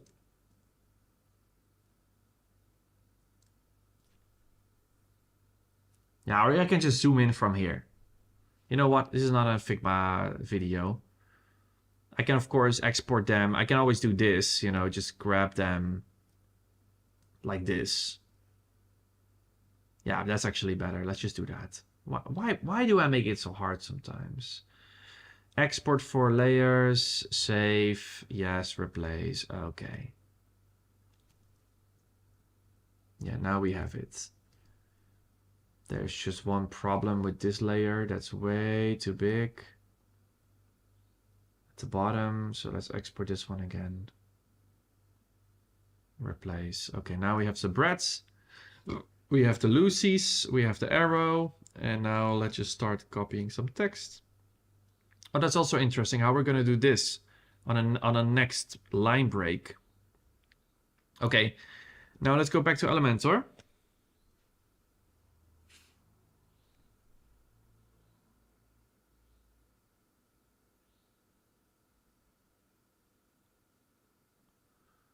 What? Can't you just use unedited images so you can do the rest with CSS? Yes. Yes, that's what I think I have right now. I agree with Dennis. Use CSS gradient for the background. CSS gradient? Yeah. We're gonna do that. There's an option for that. Okay. They have transparent backgrounds. Yeah. We're gonna do that. We're gonna do that. Okay, so now we need the, not the boxed S, we need the boxed large. And are we also having...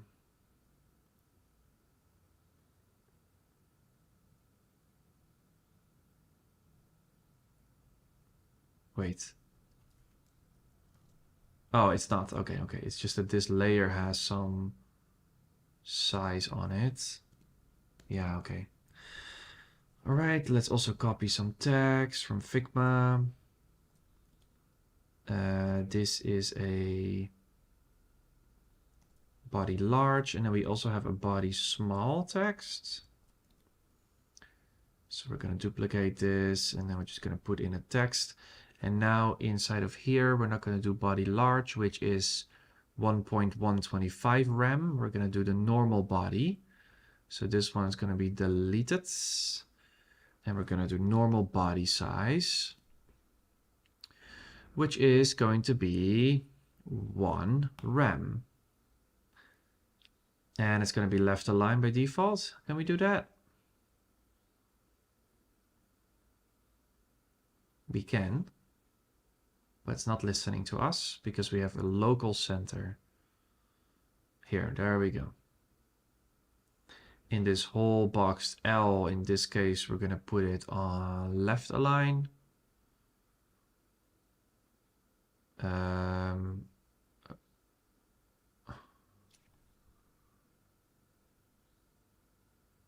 Oh no, I have to use another container now because how are we gonna do this? We need 2 of them. Can we do it like this? Local. Yes, but then middle. Yes. And then inside of here, we need another box. And actually another one. Not inside of that, but we need to duplicate this one. And then this whole layer is going to go vertical. And then these layers are going to go in there. Can we just do it like this? Yes, we can. This one is going to be on a column. It's a little bit messy right now. I'm fixing it. Trust me. Oh, this dragging stuff is kind of nice, honestly. Yeah.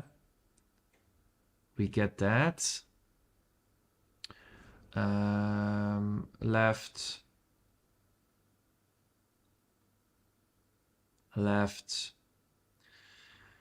Now our image are going to go in here.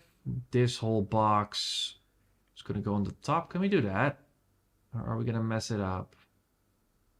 I think we're going to mess it up. Let's open the layers panel. Yeah, let's just delete this stuff from here. We need an empty one.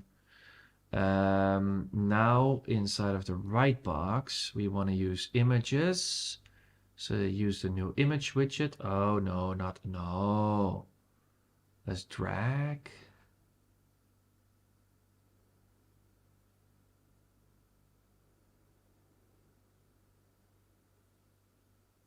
Line break with error. Sorry, we're so picky. We're so picky. Don't want to be a know-it-all person. Yeah, I feel that sometimes as well. It's okay, bro. It's okay. You guys are my helpers, my best helpers, honestly. Keyframe and Dennis, I think you guys have been the most helpful in all the streams. So, cheers on that. Honestly. Image, we're gonna upload some images. Oh, we have an upload button now. What is that? What's the difference? Select an image? Oh, so select goes to the media library and this one. Oh, that's a one click less. Hey, that's good. Okay, let's upload our images.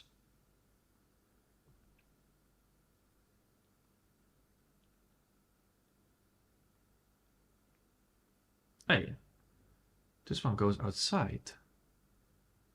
That's interesting. Uh-oh. Hello. Hello. What is happening here? Yeah. So now we need to use some kind of mask, right? Because these shapes are, yeah, different. So we have 390 by 390 and then 390 by 280. So let's do 390, 390. So I hope that this works the same as in V3.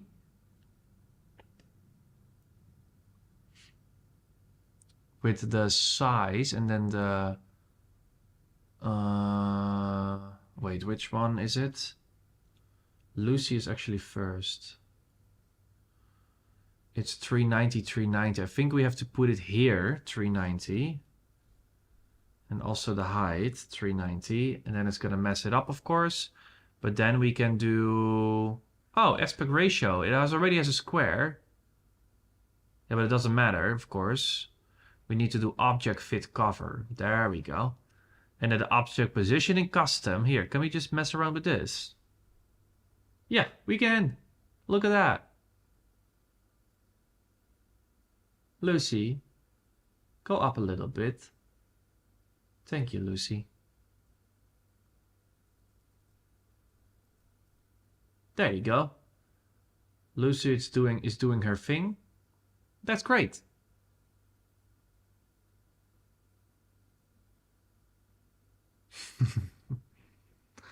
Position absolute. Border. Oh yeah, you had the border ready. Yeah, okay, maybe I can also try to use your CSS, because we have the CSS now here? Huh? Where's the CMS? The CSS? CSS? Where the fuck? Huh? Where is the CSS?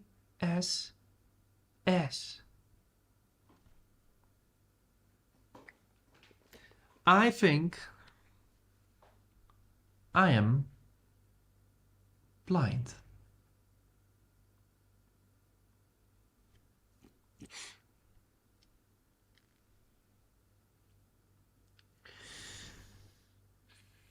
Okay, let's first add some borders. Border radius, we're gonna do 16. Let's try to add a border ourselves. Let's see what we can do. Oh, the color. We don't have that color yet. That secondary color. Let's quickly go to Figma and grab that secondary color. And let's just add that one in here. Can we add it as a variable? Yes, we can. Secondary. Oh, it saves the color now. That's great. So, okay, save it. Border, solid. How thick is it? Probably like fat, like 10. And then if we do the left on 0, right? The left and the top on 0. Hey, look at that. Let's prepare, or let's compare to our Figma. Wait, I first want to have a little bit of space. 1R. Okay, let's compare to Figma.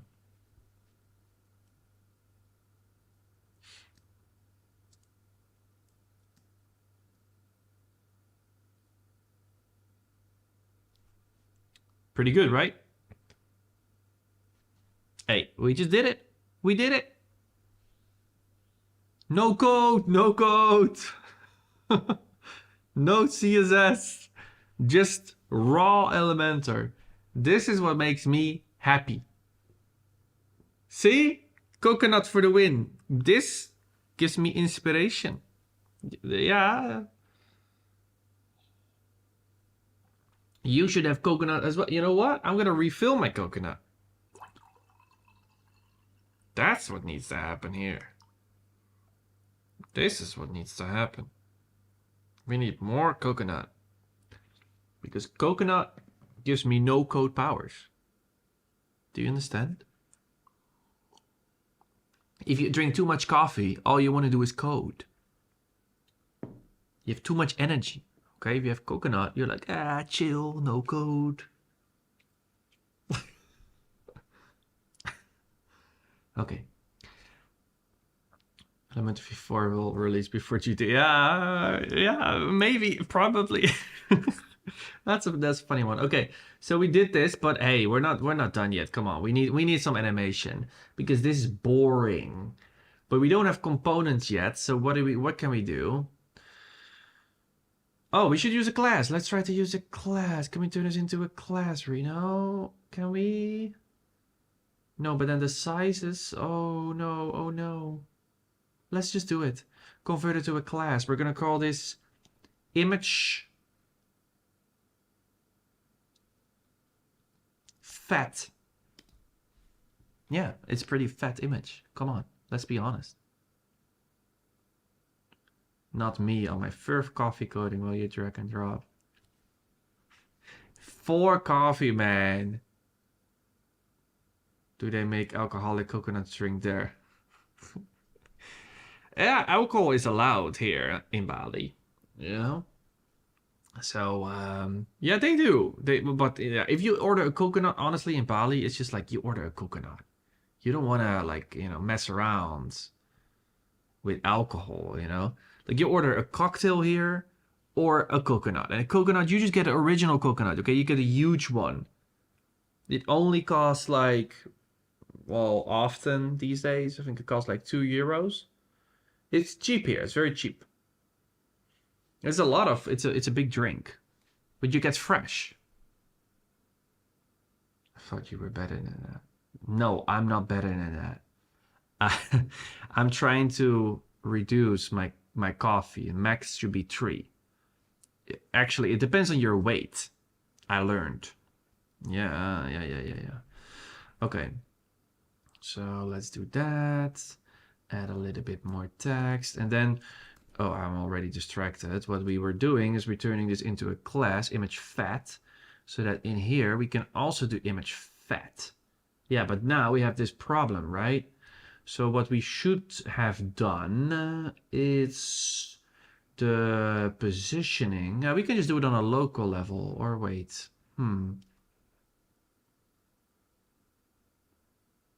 I'm just checking in my Figma. What do we have more? Now, this is another aspect ratio.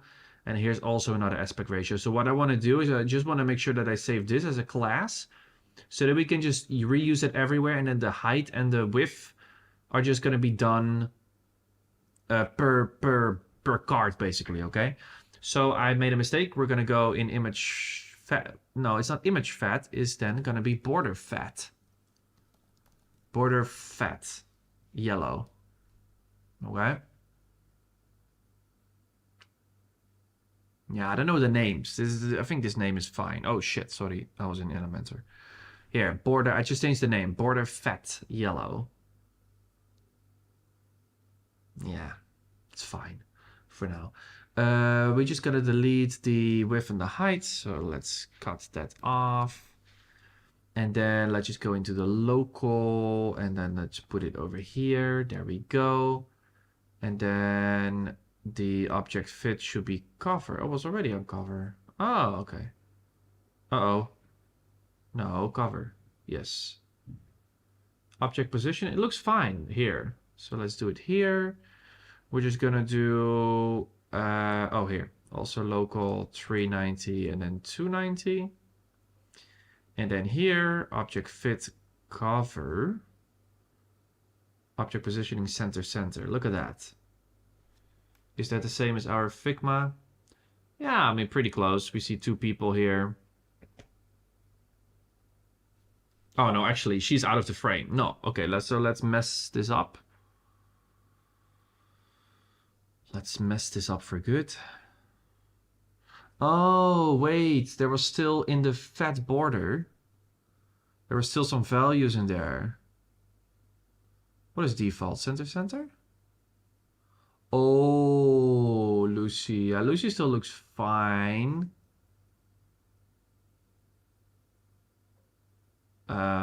No, also cover. Yeah, cover is fine, right?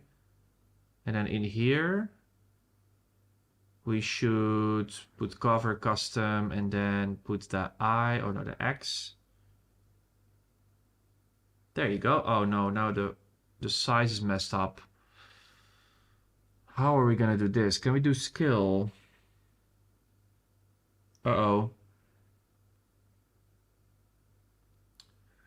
Open my laptop to do some work. Now I'm having that's the thing with live streams, it's addicting. Mohammed, honestly, respect for you.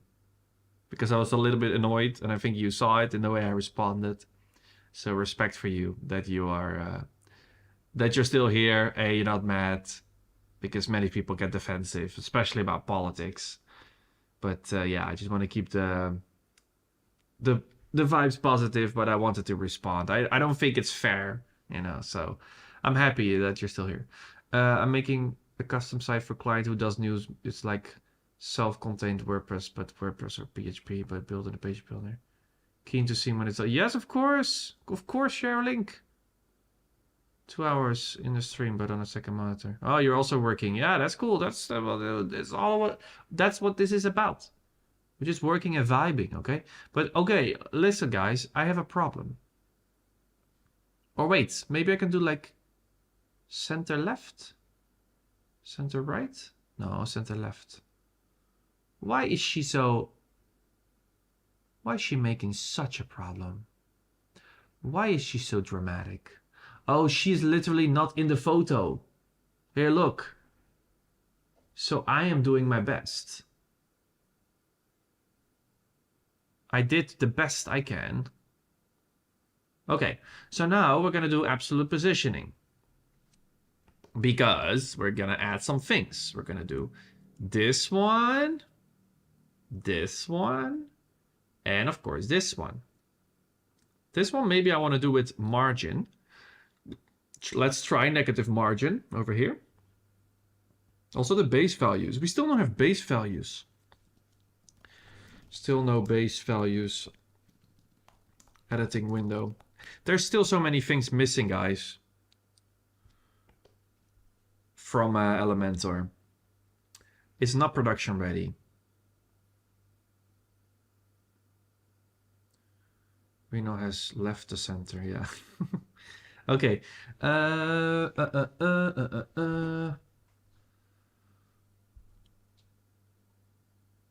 think I'm just gonna push it with spacing. What if we do -80? Oh, no. Unlink it first. -5R. That did not work. Minus. Yes. There we go. See? We don't need absolute positioning right here. And the photo should be just under her chest. And then over here, -4R. Right. Or wait, on the left maybe. -4R. No, 5R then. Uh-oh. Here, just like this. Yeah, this is exactly like our Figma. Oh, I love this. Here, look at that. Look at the details. Come on, look at this breadth and the way it's over her body. Her arm showing just a little bit. Yeah? And now look at Elementor. Perfect. Okay, a little bit up, Okay, it's 10.5. Look at that. Perfection. I just did it. Let's also test the responsiveness. And also the gap is bigger on Figma. Actually, the gap between these sections is... Oh, auto. Oh. Where's my grid? Oh, this is 6. So there should be... How much is that? How much is that? Like 5R? Let's try 5R. So we're gonna put 5R here in the middle on the right. Spacing, padding, unlink this. What the hell? Why is it not unlinking? Here, 5R. No, come on. I said unlink. Here, there you go.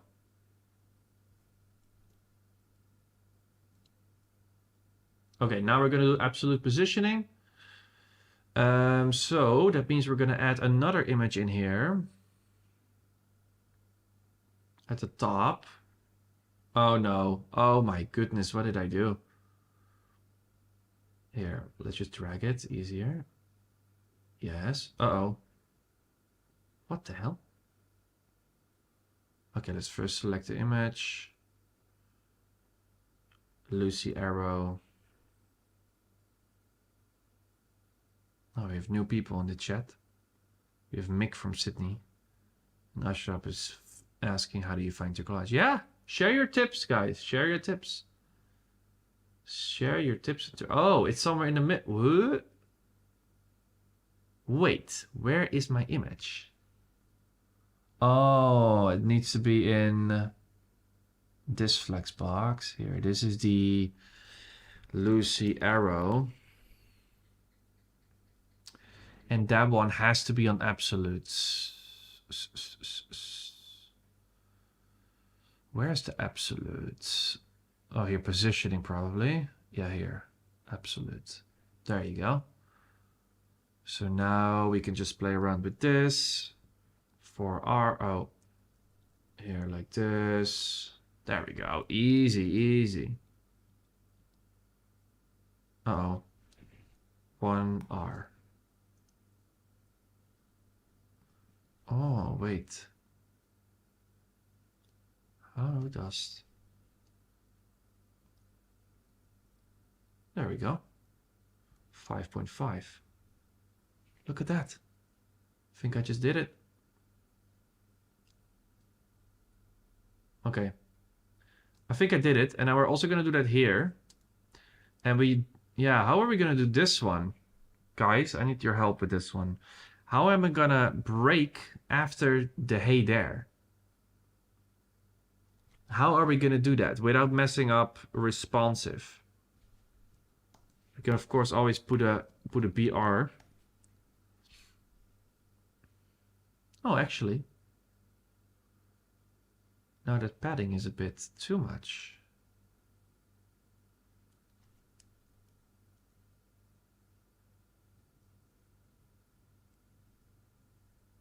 Oh. Huh? This column should be wider somehow.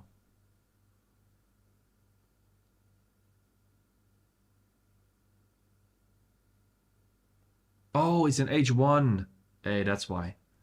This should be an H2. Should be smaller. It's 48. Okay, I hope you guys have an answer in the meantime. This one should not be an H1. Remove. It should be an H2. Size. No, not size. Topography. Clamp. There you go. Now it works. Okay. And then we're also going to put in this same image here at the top, which we will select from the SVG.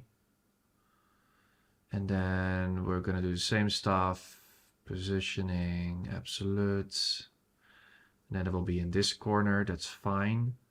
Yeah, how are we going to do this, guys? With the break. Living on pixels is mean that everything is pixeled perfectly, as I see here. I think you should limit messages in the chat. Some people are overusing it. That's fine. It's not too busy. I think you have to adjust that font size. Yeah, okay, I just did that. Will you save this video? Yes. It will be automatically a replay, Vino Geradova. But I don't know how to do this without a break. It's so annoying. Because I don't like it. Uh-oh. Look at that. Wait, that's a problem. Oh my goodness. Oh, whoa, responsive is a mess. How? That's weird.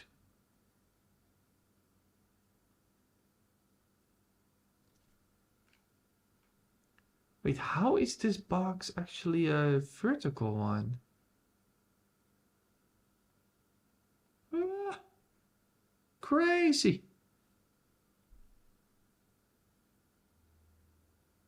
Perhaps with white space?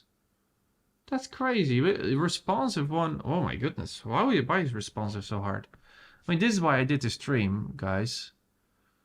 I wanted to test what Elementor can do. Okay, let's try to push this text a little bit. Spacing, we're gonna use margin. No. We're gonna do it from here. Top, let's do left. Let's try 2R. Yeah. It should be above the N. And then here 1R, 2, 2 points.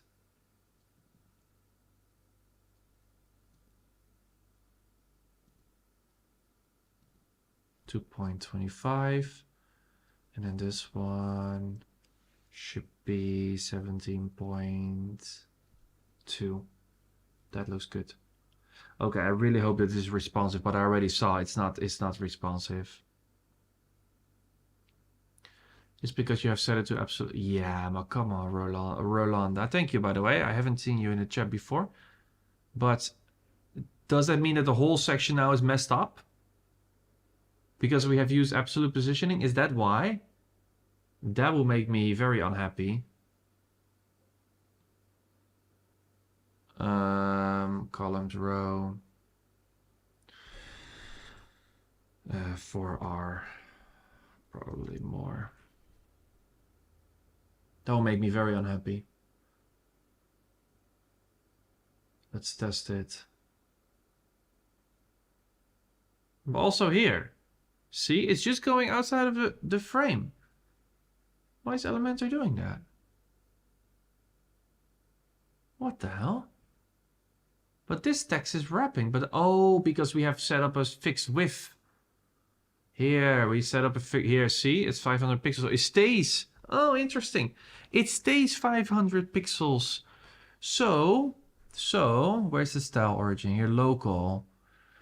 That means that it's then better to, instead of using pixels here,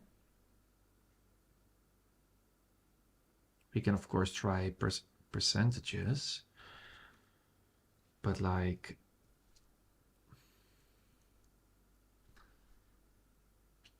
did I also do that over here? No. Okay, let's try now.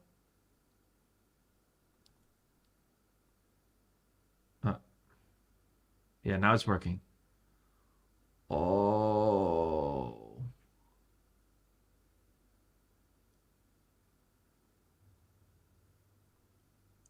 So does that mean that because this one has a fixed width? No, it doesn't. Why does this stay so wide? Great to see a solution live. Yeah, thank you. I was just like messing around with it. Do you use a mouse or trackpad? Both. I use both.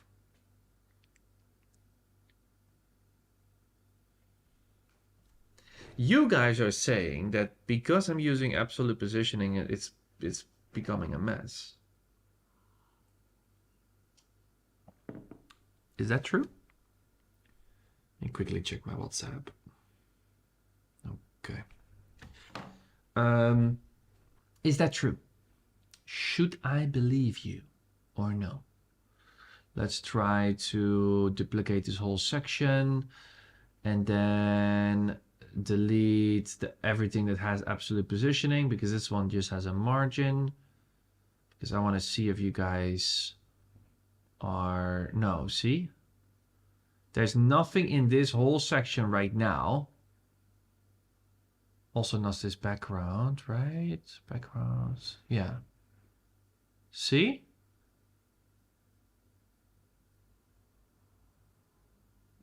I use a max width of 50%, not the base. Use a max width of 500 pixels instead, not the base. What is the base? What is the base? Wait. It just doesn't make any sense. What? Okay, let me check my containers before I go crazy here. This one is a row.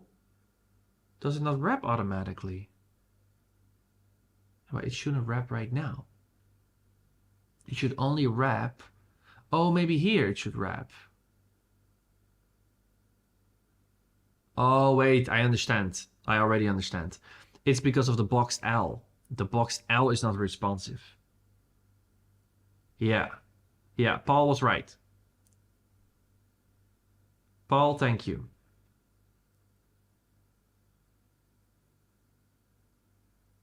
It's probably this one.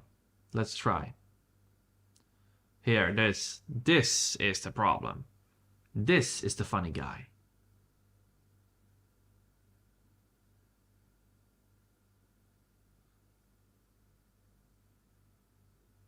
But shit, does that mean that we can... I just had a beautiful solution with responsiveness.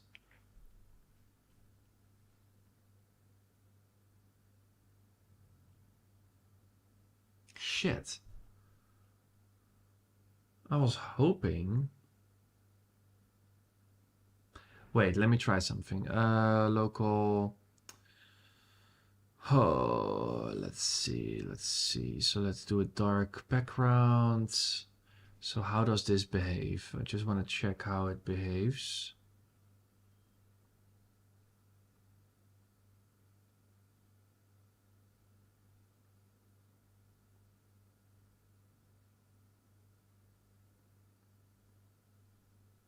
Where did I have that? Wait, was it this website? I just quickly want to check. Use with auto and max with. That will fix. Oh, max with. That looks complicated. It's very similar to Webflow, but it's tedious. It's definitely tedious. Oh, max with would fix it. Okay, wait. Let me quickly check what I had here. Is this the page that I had? Yeah, okay. Here I had a better. Here I had a full solution already. Look at these three. Here, 1, 2, 3. It's perfect. This is what I figured out with only like super minimal CSS. But now I'm like, what did I use? Maybe I also use MaxWave here. Oh, my shoulders. Wait, I want to stand up. Sitting for too long. See you later.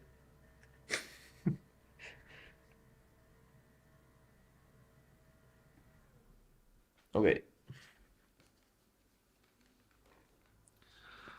Oh. Oh. Okay, a little stretch.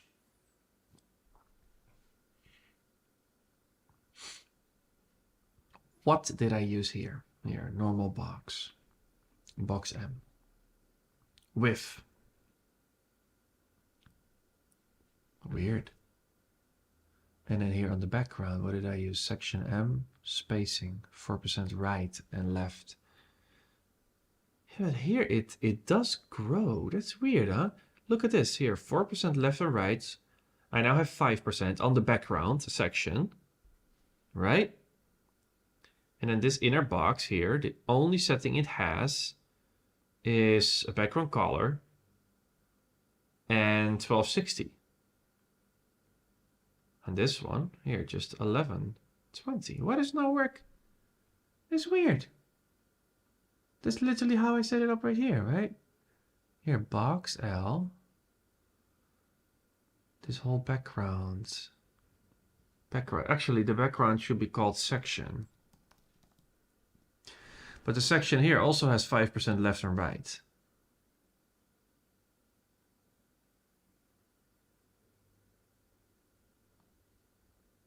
Wait, let's try to add a background here. Let's see if this works with this one.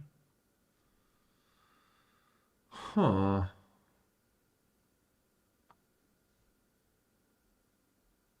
Now, am I the crazy one here?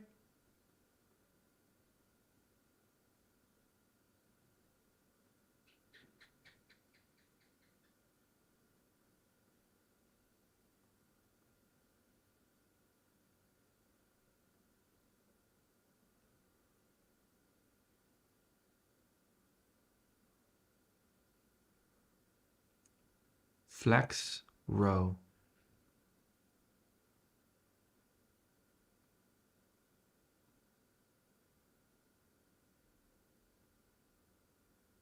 Maybe it doesn't work with flex?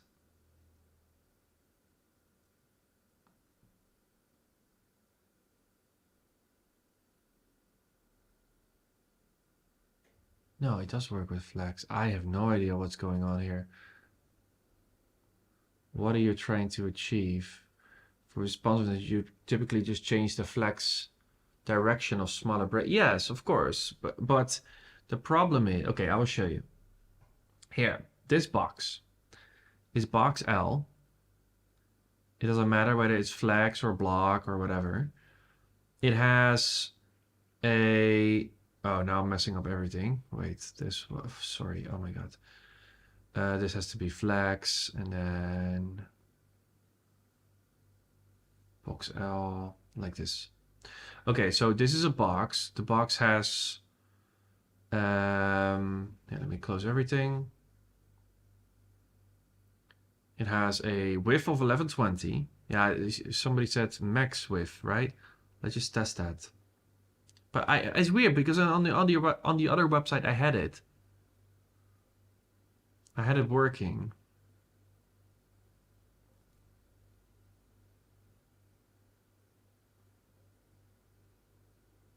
Now it works. Now it works. You see?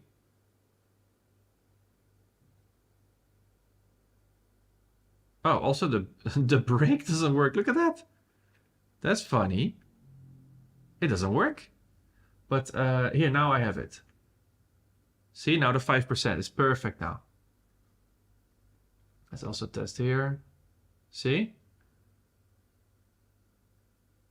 Oh, my image is on tablet. Oh no, it is actually cropping. Just, of course, need to adjust this layout, but it is responsive now. So max width was the thing. Huh.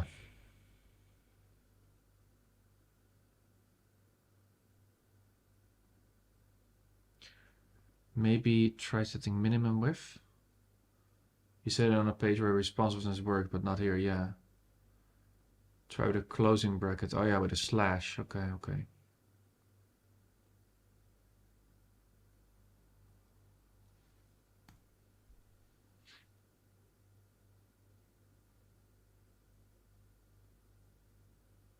No. Break doesn't work.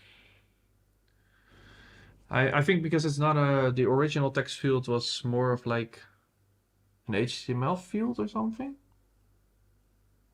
Or like an text editor field more so. Why don't you use grid? I don't think grid is available. And for one row layouts, flex is easier, I feel like.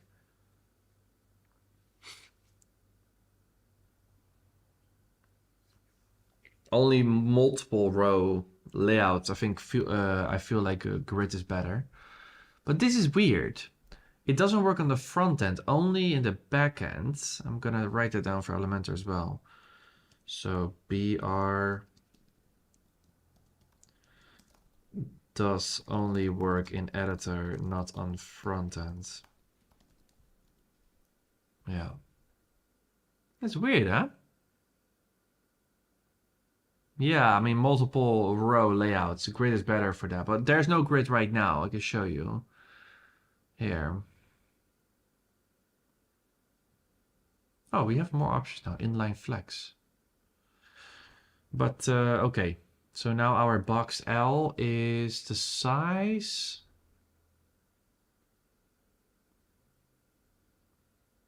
Is max width. What do I have on the other website? I'm so confused. Minimum width is 30. That's the only difference, that there's a minimum width. I don't know. I have to figure that out later. For now, we have a problem. We cannot do a break here, which is fine.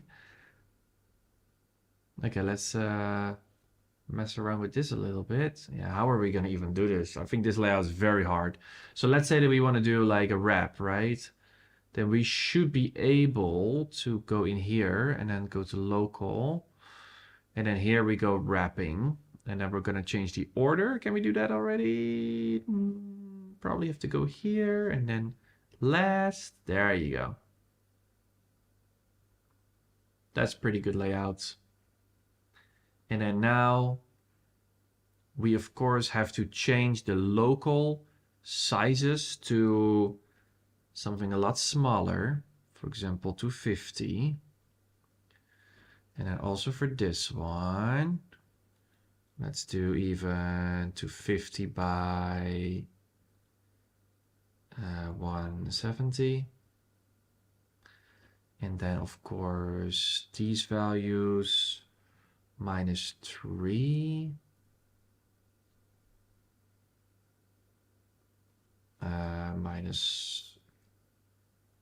-5. Oh,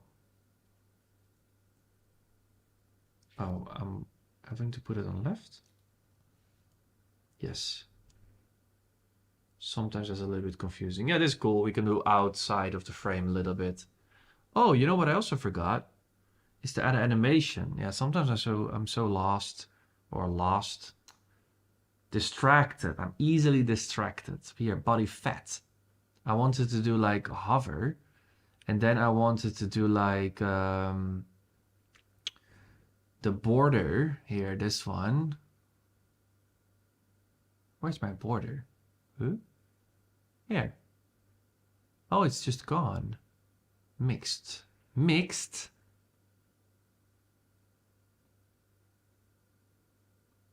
Why mixed? Oh, yeah, okay. 10 pixels we have it. 10 pixels on the right and the bottom. So now we can go to hover. I think that's cool.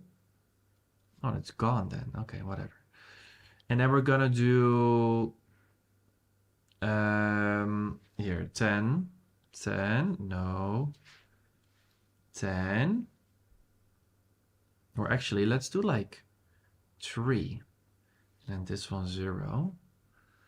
And then for the color, we're gonna do also secondary. Oh, that's shit. Oh, it's gonna grow like this. That's not what I wanted. That's not what I wanted at all. I wanted to be I wanted the the border to go inside. Maybe we should like do a minus then. Where is it? Or am I crazy? No, that doesn't work. Huh.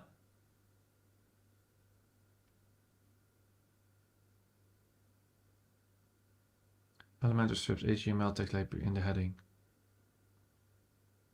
Yeah, I tried the break, but it doesn't do. Select the display block. Oh, we need to change that somehow? Okay. Hey, Rita, I want to set content width from Elementor site settings like for desktop 60%, tablet 80%. Well, yeah, you can do that. You can do 60% on a desktop, but then it's very hard to get your design right if you use percentages on desktop. Pressing Shift Enter. Yeah, I did that, Paul. But that doesn't work because it's already. Wait, I will show you. I just want to make this one work.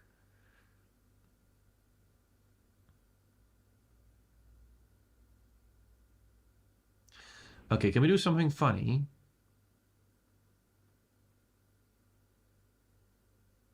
And can we do then here, if we do transition? Oh, here. The transition can only be on normal. Here, 200. Look at that. That's pretty fun. Over. Here, we just put it on 0. That's funny. Because then you cannot grab it. I don't know. I don't know. No, the color is it should just be another. Wait. Here, it should just be like this, and then a darker secondary one, which I may have on Figma. Do I have it? Yeah, I do have it. Let's just add another color here, and then let's add that color. Secondary dark, oh. Secondary dark 2.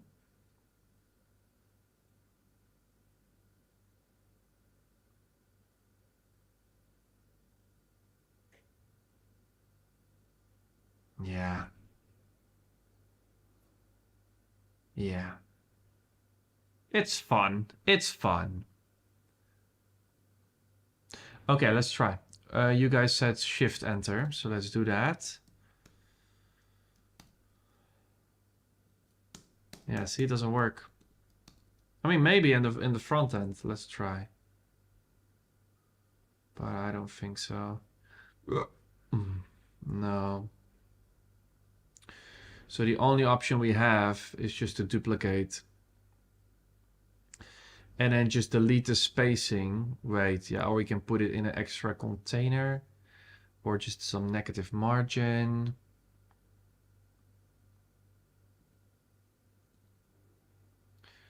And then just like, wait, the spacing in here is 1 rem. So then this one should go up 1 rem. And in the negative direction. So 1 and minus 1 R. Not on all the sides, Elementor. Thank you. There you go. Now we got it. But now it's always break. Which is fine. Yeah. Uh-oh.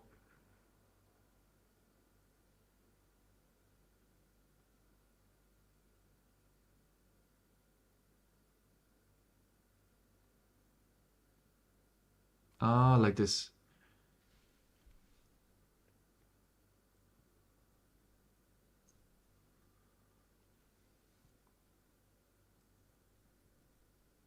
Yeah, we have to put it somewhere else, huh? There's no other option. Also here, absolute. 1.5. I don't know about this, guys. This is kind of hard to get it perfect on all the devices if you're working with this kind of shit. Let's see the responsiveness now.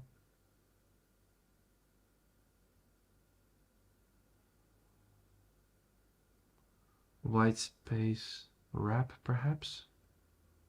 I don't know. I already thanked you once for getting me into web development. I just wanted to say you're one of the best designers I've ever seen. Ah, thank you, Rolando. That's really nice to hear. Like, I'm doing my best. Set the right container with images to relative.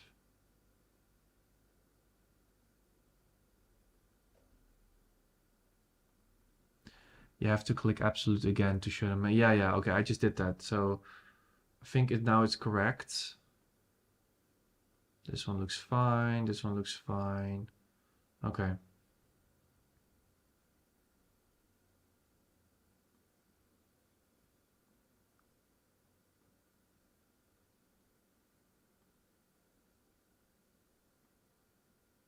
I'm very curious to see what happens now.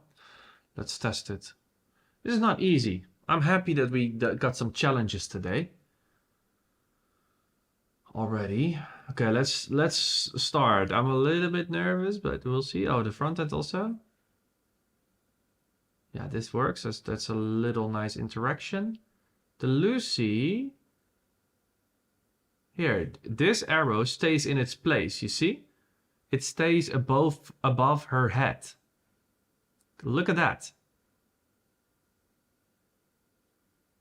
Oh, interesting. Look at that. Oh, okay. So this is interesting.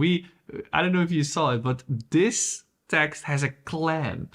And therefore, before it hits the mobile or the tablet breaking point, it already starts scaling down.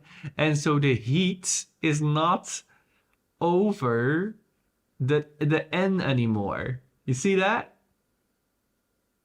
So that's in this situation, very specific situation, you should not have clamp.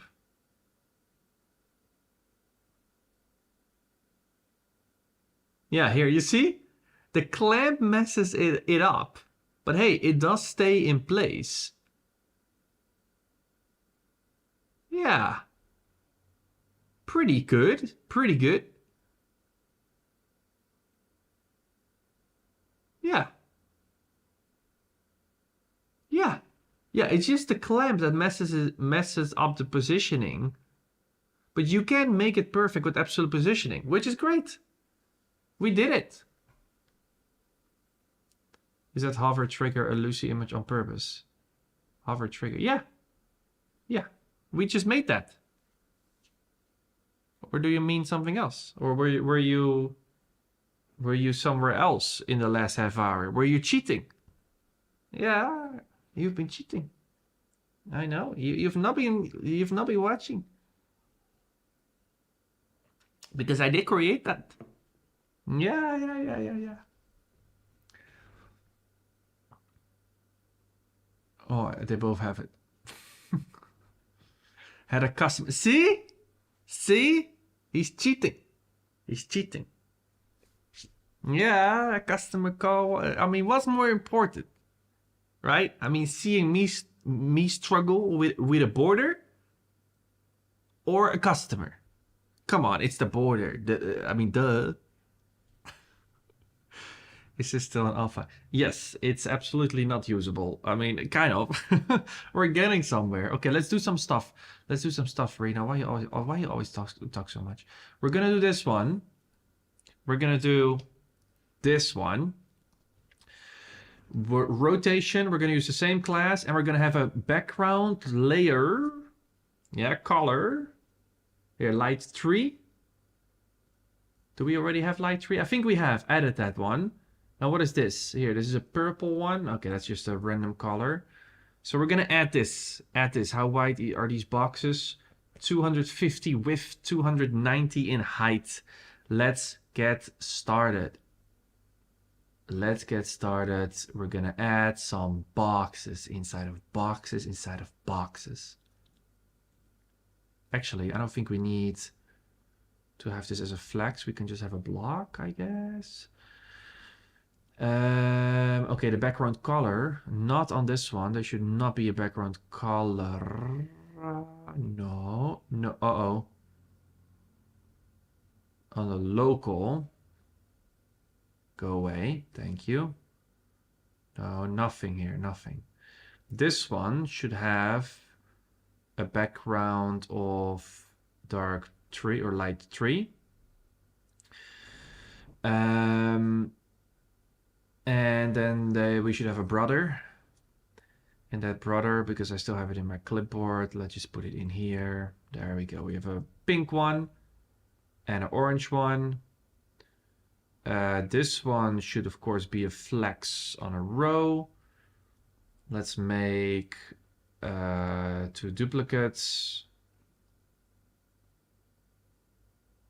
Oh, come on, Elementor.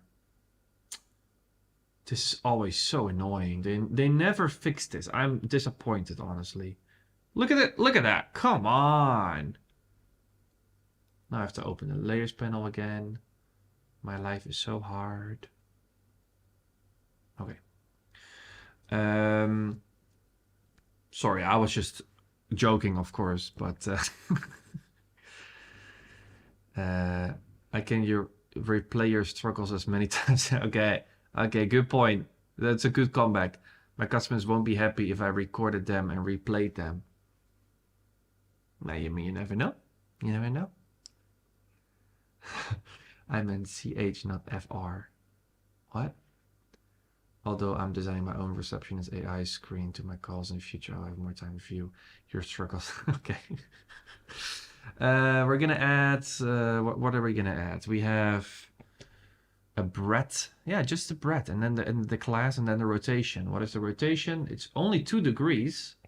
Weird.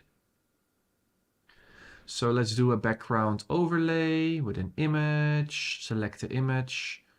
We're gonna drop some breadth in there.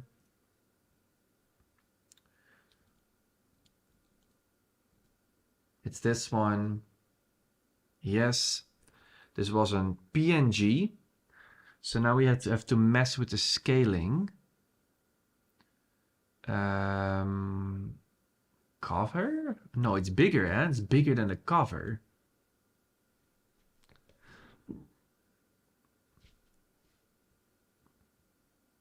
Yeah, it's bigger than the cover. And I want to have some scaling, so we're going to have some fun. Contain. Custom.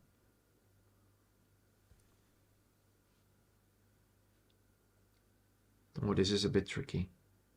What are we going to do here?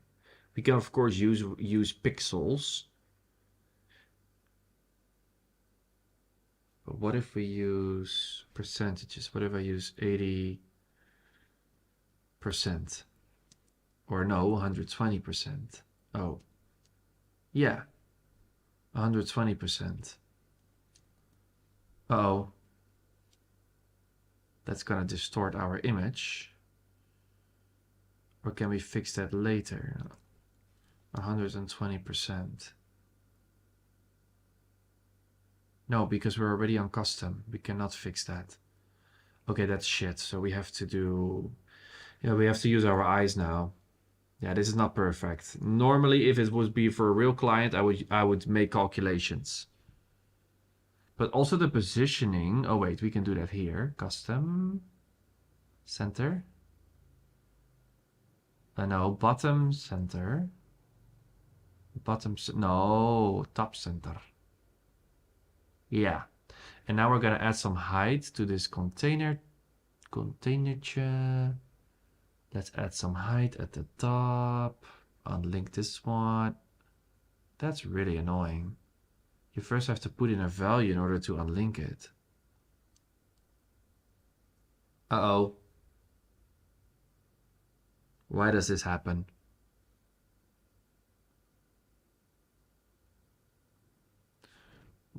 Your drag and dropping issues where the boxes move. Try to click on an empty container which should open your widget menu. What? Try and click on an empty container which should open your widget menu. Oh, you mean with the boxes to move? So an empty container, yes. And open your widget menu, yes. Then try to click a widget rather than... Yeah, I know, but what I know that. But what I tried is to just... Here. I just tried to move this container to over here, for example, at the end. But that didn't work.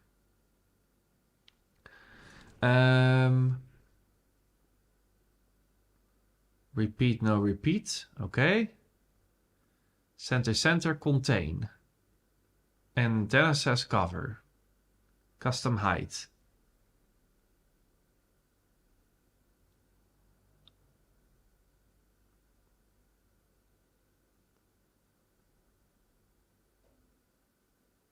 Yeah, but contain is too small. I want it to be bigger. Cover, oh, cover is kind of fine. It's a little bit too small, but... And then the positioning, I want it to be lower. So what if we do 50%? Yeah, that will be the middle, right? And then we can just mess around with pixels here or rem. Oh, and then of course no repeat. Huh? Why is it not a PNG? What the hell? Did I export it wrong? Oh my goodness, I exported it with backgrounds, Reno. Why you do that? Oh my goodness, so stupid. I exported it with backgrounds, so stupid.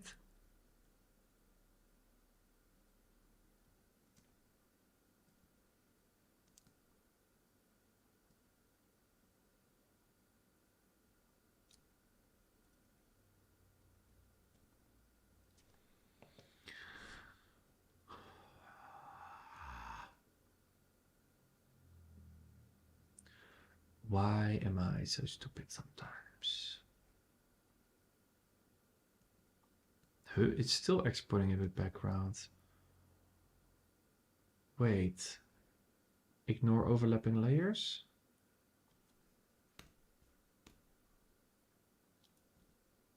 Oh, now, okay. I still had that checkbox on. That's why it happened. Okay, okay.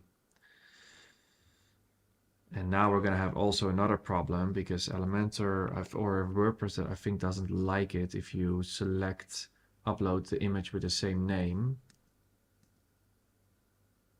Oh, no. Huh? Wait, it's still not working. Let me export one more time.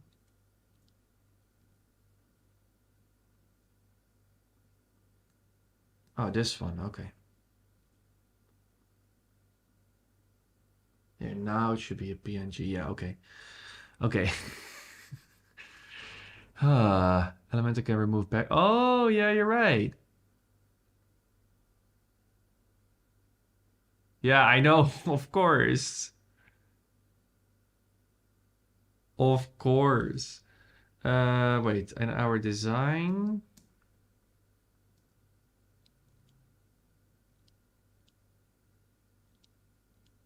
Yeah, it's pretty good.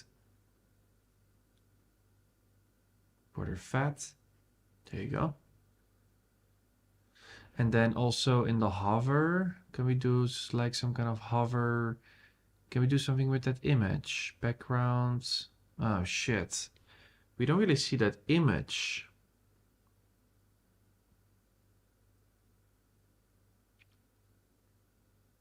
Yeah, but then you have to select the same image in the same settings. So that's a bit annoying. So you cannot really do like a grow. I just wanted to simply grow. Yeah, then you have to select the same image. If you want to do this kind of crazy stuff. Yeah. Yeah, that's a bit shit. That's not what I wanted.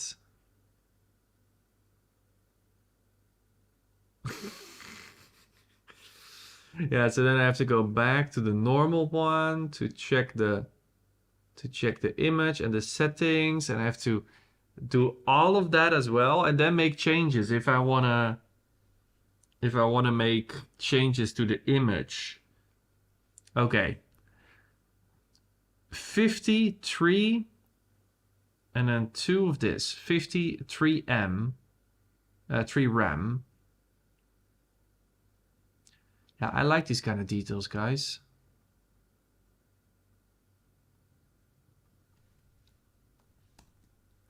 $53R. So that means that if we want to have it up, we'll move it up. We have to do it like this. Yeah, it's a bit of a weird animation. I just wanted to test what would be possible. Yeah, kind of funny. Okay, let's do a rotation on the local.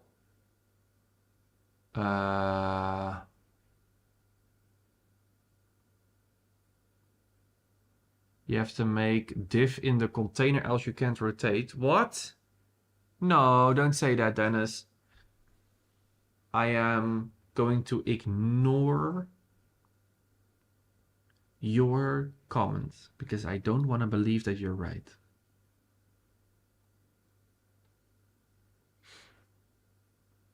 But I'm a bit scared.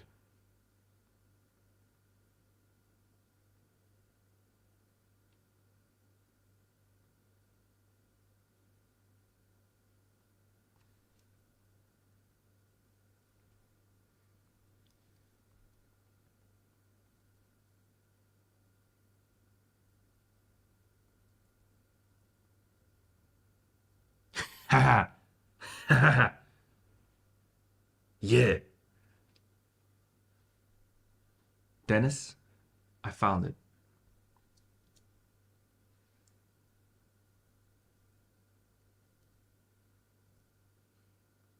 I found it. It's in transform. He has it, darn. See? It is possible. Anything is possible if you keep dreaming. Okay, let's also try to... Oh, shit. I'm not putting it on the class now. Which I should be doing because I want it on all of them or on 2 of them.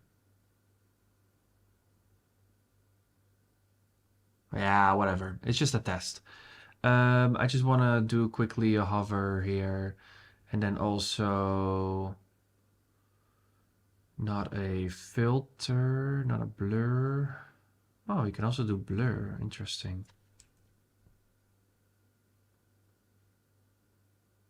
Okay, blur doesn't work. Grayscale. Amount 100 pixels of grayscale. What the hell is that even? No. Oh, backdrop filter. Okay, wait. Normal state to add transitions. No, transform. Here. So if I want to do like here +3, for example.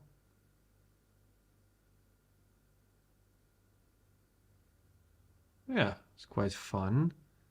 But why is it not going into the direction that I want? Or was it the Z that we had to change? Oh, yeah, it was the Z. Okay, and then also a little scale. So 1.05, 1.05. And then also move it up for like 5 pixels.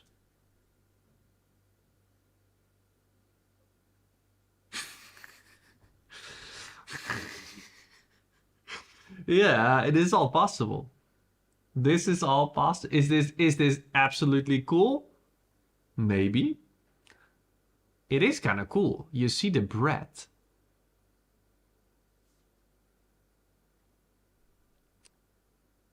Is this unnecessary? Yes. But is this the coolest breadth animation you've ever seen? Absolutely. Cover. Wait, what if we do like...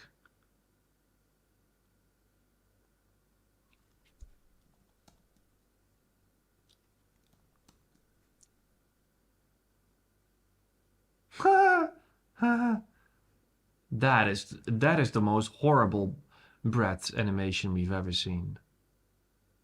No. That will mess it up.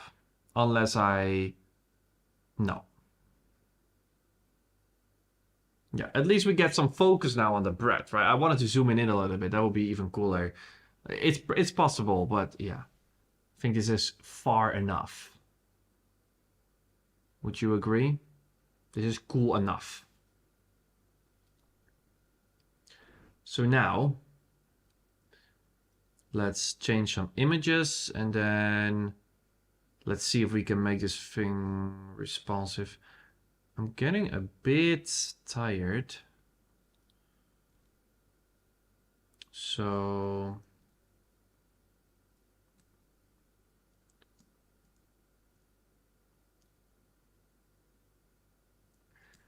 I'm gonna try to stop somewhere soon.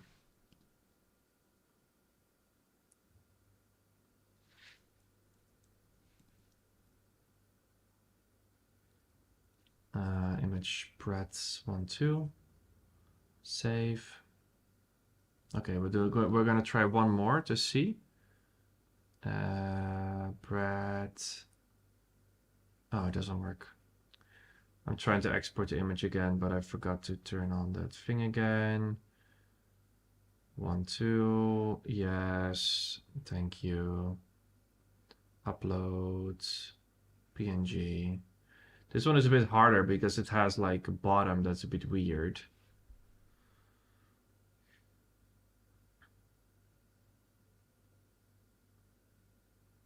Oh, we need that color though.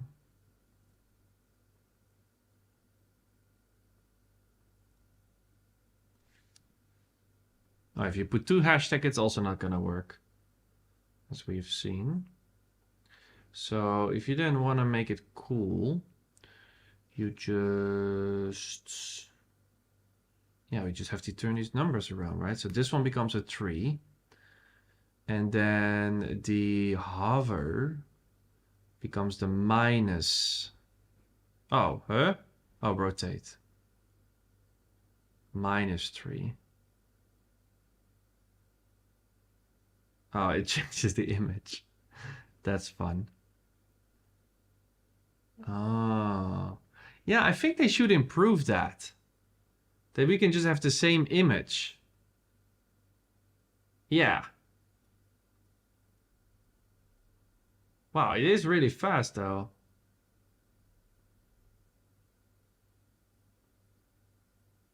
Okay, let's test it on the front end.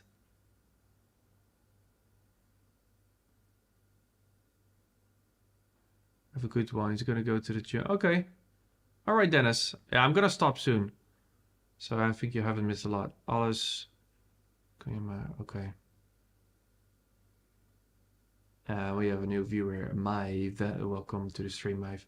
We just created some crazy bread animation. Incredible, incredible. Here. Oh, let's also just move this whole container up. Wait, do we have spacing here on the top? Yeah, we do. Yeah, we just need to put it like this on 0.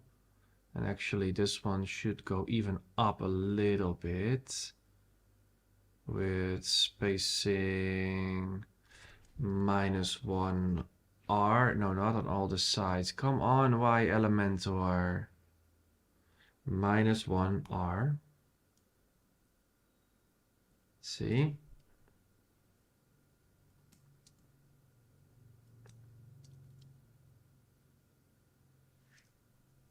Okay, let's do 2. All right, let's test it on the front. Uh-oh. What the hell? The animations do work though. It's very quick. You see that? Very quick.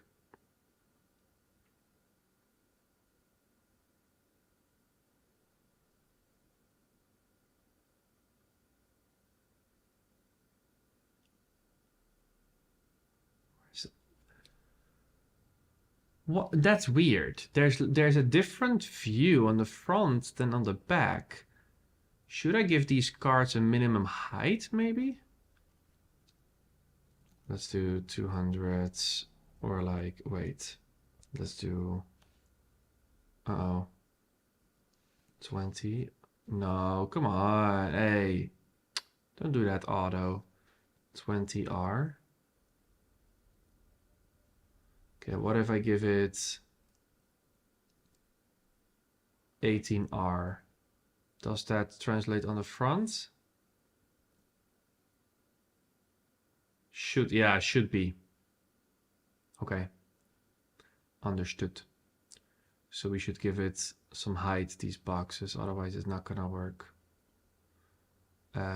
Spacing. So hello, Reno. Oh, I need to stop. I'm getting tired. Here, size 18. Okay, here. So many layers also. Size, height, 18R. There we go. Oh, now okay, this is because of that image. Yeah, of course. That image is not great. But that's because of my cut, you know? Okay, and then I want to do one more thing, which is the pace of the animation.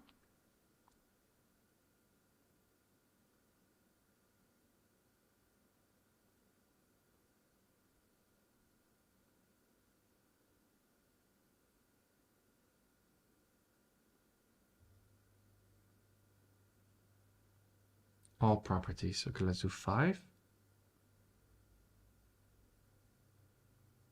Or does it only work for the border? Yeah, it does not work for the rest, huh? Transitions. Can we do that? Here, what if we would do this? No, it's still fast. Why is that not working?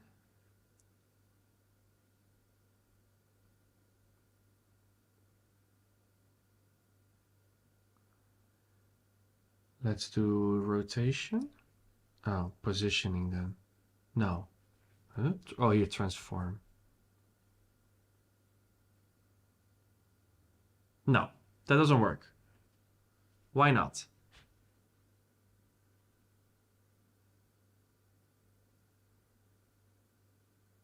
So, hello.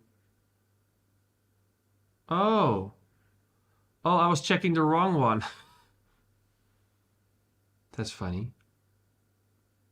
Here. It did work. I was just checking the wrong one. So if we do like 500. Yeah, that's better. Oh, wow, this one's so fast. Here, 500, all properties on the local. That's nicer, yeah. Very cool, very cool.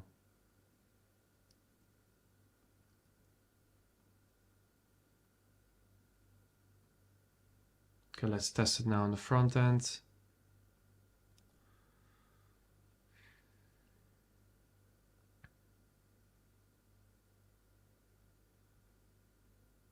The rotation is not good anymore because it now goes straight. It becomes straight, which is a bit boring. But it does work. How's the responsiveness? They just become super, super small, which kind of works for this design, honestly. But of course, we don't want that, so let's do that as the last thing. Yeah, this one's still fine. But then here, I of course want to have, hopla, this one should wrap.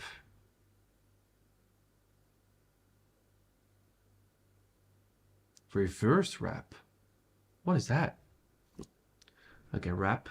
Ah, no. That's too big. That's too big. Yeah, this one should be. What can we do here? Yeah, we cannot do 50%. That will not work. That will not work. Probably. No, see? So we have to do a trick now. My old trick, which is 40%, and then grow. Here we have to put it on grow. Position now. Spacing, grow. Yeah, this still works. So let's duplicate it again. Huh?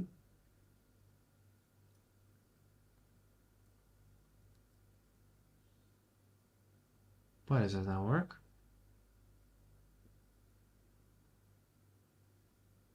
I duplicated the first two. Who? Okay, whatever. I'm just gonna put this one as well.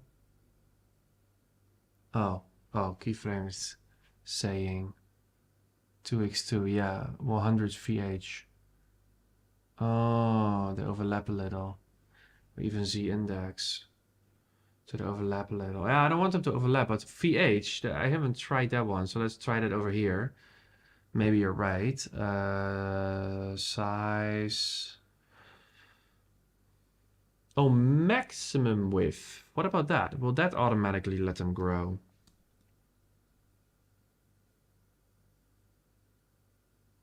But that should not happen because this one is on wrap.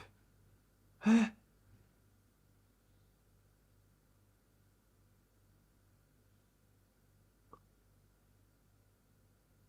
Huh? This one is wrapping, but it's not. Even though these two are clearly 40%. Here, 40% and 40. And then this one is max. Oh, it's max. So if we also put this one on 40, then it will wrap. No, also not. Huh? Well, how does the wrapping work? Okay, let's try the VH, like keyframe is saying. 50 VH. Okay, and also on the other one, 50 VH. No. What about 40? 40. It doesn't wrap. It doesn't wrap. What the hell? It doesn't wrap. So my trick is the only one that works. But why is it only for these two then?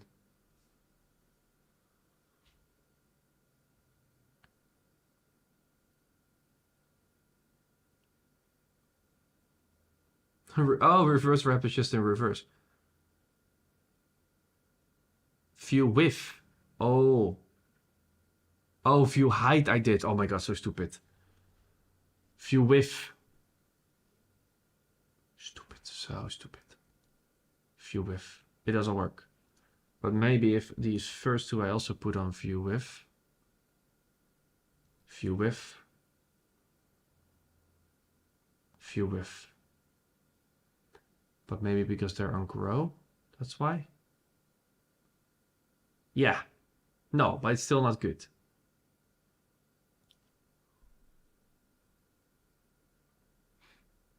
The last one. Last one is 40. They're all 40 view width right now, but they don't wrap for some reason. Even though this one is clearly on wrap.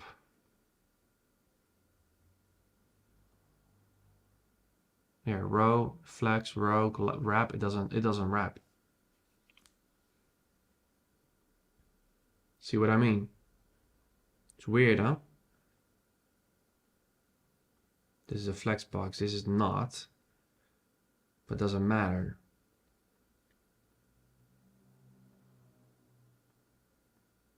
Yeah, with grow it does work. But it's just, weird. Is this a mistake from Elementor? What's the column gap? Yeah, that's a good question, Tommy. That's a very good question. Yeah, nothing. I will just put it on 0 now. See, it's just default. But it doesn't work. This should not happen. Look. Here. 40%.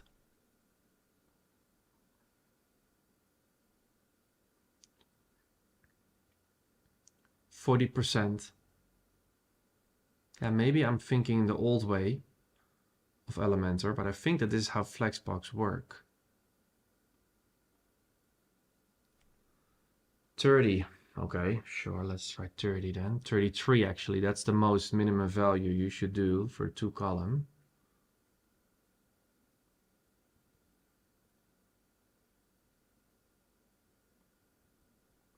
No.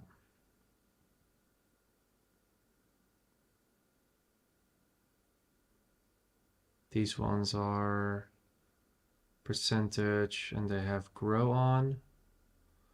Let's unlink the grow.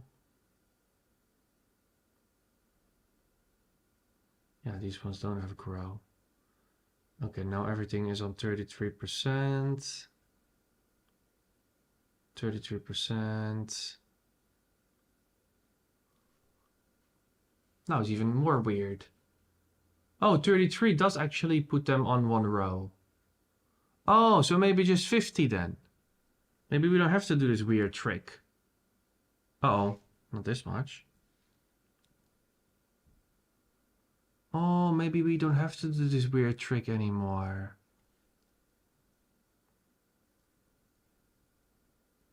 Oh, look at that. It just works with the gap. Wait. Oh, no, it doesn't. Okay, the grow doesn't work, but the gap works. So now we can just cheat, basically. We can just go in here and just do like 1, 2, 3, 4, 5. Let's just do 5, 45. This is a way to solve it. If somebody has a better solution, let me know. But I have tried for quite some time now. And on mobile, the order, let's try if we can do that. So this one should be number 3. Can we do the order? Flex size order. Here. What if we do 3? Or 2? Yeah, then we should pick all of them probably. Oh, here, this one should be, the order should be at the end. Yeah, that works. Okay, cool. Yeah, that's cool. I changed the order. Yeah, cool. Let's test it.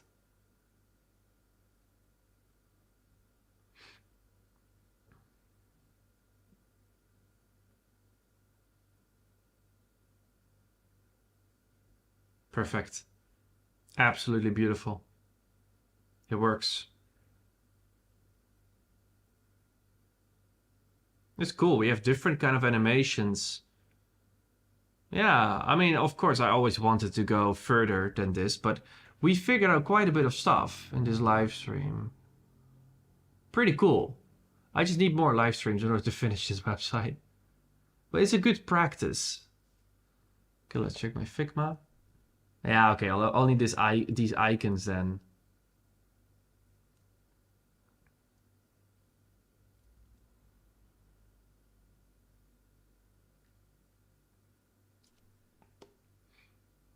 Let's quickly copy this one, put it in here.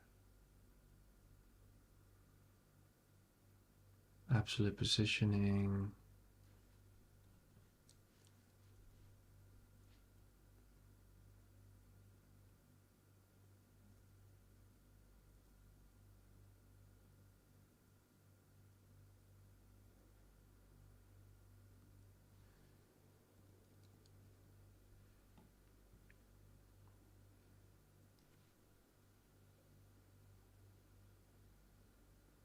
I think if we just put this image, let me just quickly try. I just want to quickly try. I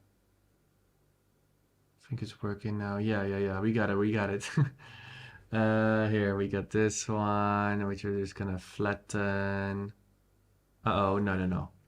First outline the stroke. Why is this a component? That's weird. Doesn't have to be a component at all. Yeah, this one should be outline the stroke. And then this whole thing should be flattened. Export SVG. What is it actually? I think it's a tomato.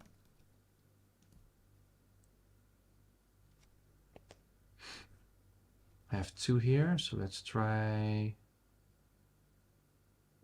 I don't know. Where is it? Oh, it's here, of course. Upload. Let's try the tomato. I just want to see how it behaves next to a text if it's floating. I'm not going to do all the icons anymore because I'm tired. I just want to see with absolute positioning. And maybe we don't even have to do absolute. Maybe we can also mess around with margin, but let's see. Let's do, oh, not auto. Let's do -4R. Oh, actually, it's 4R then, of course. So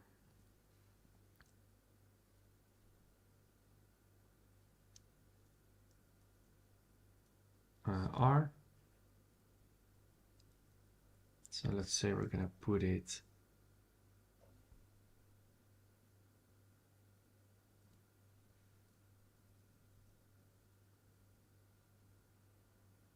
here. Does it stay in its place? Yeah, here of course we have different values. So here we have 8 and -6. 8 and minus. Does it grow with us? 0. Oh, it just stays at the top. Oh, that's nice. Okay, now it stays at the exact edge of the box, because in absolute positioning, people don't know. They think it's just place it anywhere, but it's actually looking at the first container it's in to define where the absolute positioning should start. So in this case, we're looking at the inner flex box, which is responsive already. So now the left is just 0, you see? Oh, no, here 0. And then the top, it just pushes it down a little bit. Here, this one, of course, also has to have a different value. Oh, maybe with this one, we can also use percentages. Here. Am I crazy? Why do we put like 1, 0.5 minus? Yes. Minus 0.6. This should work. Yeah, and then here, of course, you don't have enough space for all of the icons. So this is where things become a bit too hard. I think I'm just going to put 50% here. No. Yeah, 50. No, no, that's not great. Here, like this. And this weird tomato. Just gonna push it to the side. I don't know what's gonna happen now. I'm very curious what this is gonna do. Oh, okay, let's see. Okay. He's looking for the closest relative pair. Yeah, that's a better way to say it. Thank you, Paul. That's the correct technical way to say it. Look at this one, get close. Here, this one. Let's refresh. Okay, the tomato stays in place. Even right now, it comes closer in the tablet. Whoa, what was that? And now it goes to mobile. Perfect, it never touches the sides. Gorgeous. Really, really clean. Really, really clean. I am very happy. This has been a great experiment. What do you guys think? As always, for the people that are still watching, thank you for being here. I know these streams are not short, but I cannot really make them shorter. It takes time to learn this kind of stuff, right? It takes time, but it's fun. We're learning, we're helping each other. So thank you. Again, this is the result. We started here. We almost got the hero. And the introduction part, the welcome part. Yeah, Elementor is gonna have the tabs soon, so maybe we can just continue with this project later. And we also don't have a grid yet, so I don't know how we're gonna do this one. We have to mess around with Flexbox ourselves if we want to do this. So, okay, Marius likes the long live streams. He doesn't mind. This one I think we can also make. This one we can use GSAP or maybe some CSS.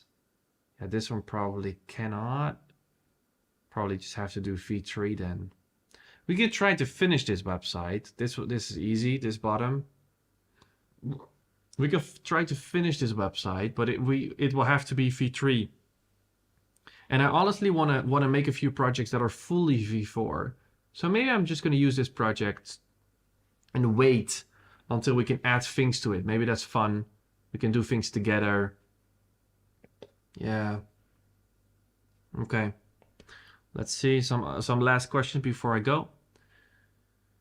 Curious if you notice, would it be technically possible to sort of clamp absolute values between device sizes so it smoothly moves from the spots to spot? Yeah, what do you mean, Tommy? Are you talking about the absolute positioning? Because if you're talking about absolute positioning, then you can work with percentages. Percentages scale according to the screen width, right? If you're talking about padding, then the answer is yes. So what I mean is that here, for example, if you have here, where is the top and bottom padding here? Here, where is it? Okay, it's local. So here, you can also just use a clamp value in here if you want. So you can start out with a big value. Actually, I think it will just work fine if you just do it like this. Honestly, I hope that this is what you mean, but yeah. It starts with 4 RAM and it goes down to 3. So this will probably work. We can test it out. Here, look. Look. Why does my screenshot feature not work anymore?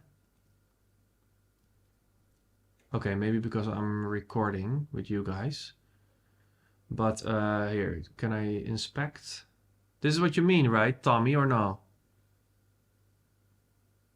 You answered my question. Oh, already. Okay. But yeah, it is technically also possible to do absolute positioning. Sorry, spacing with clamp, which is actually pretty cool. So I just want to see it myself now. Here, what is this? Padding, block start.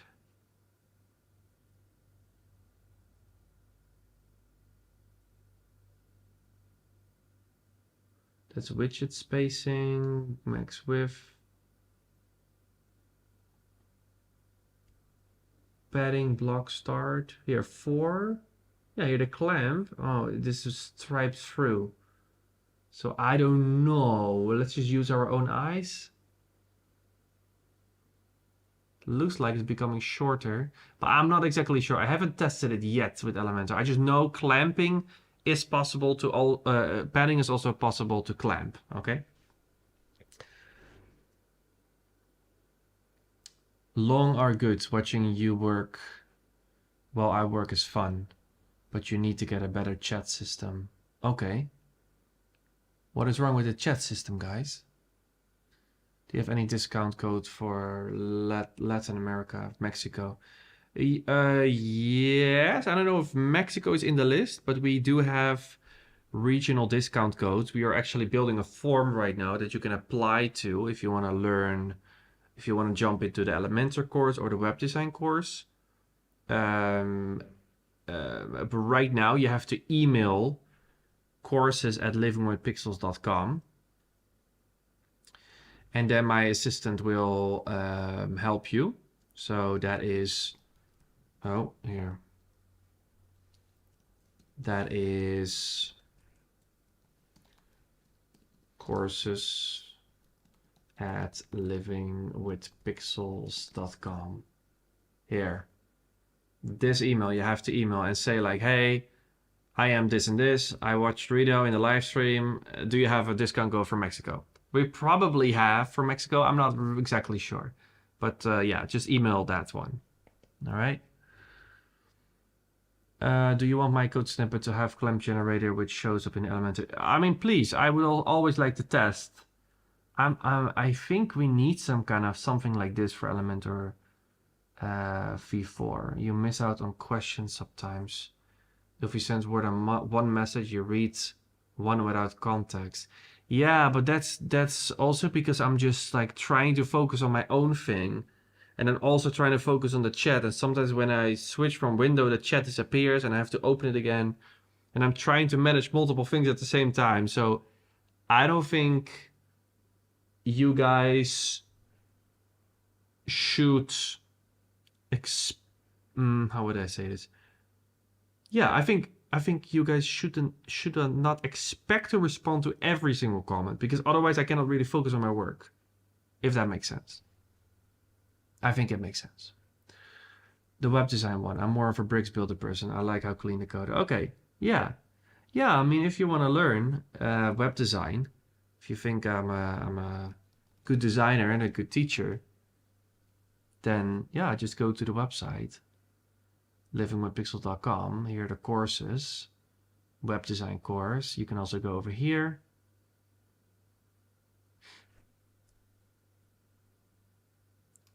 And then you can check out all the information. I've spent a lot of time on this page, by the way. It's pretty cool animation here. It finally works again. It was broken before.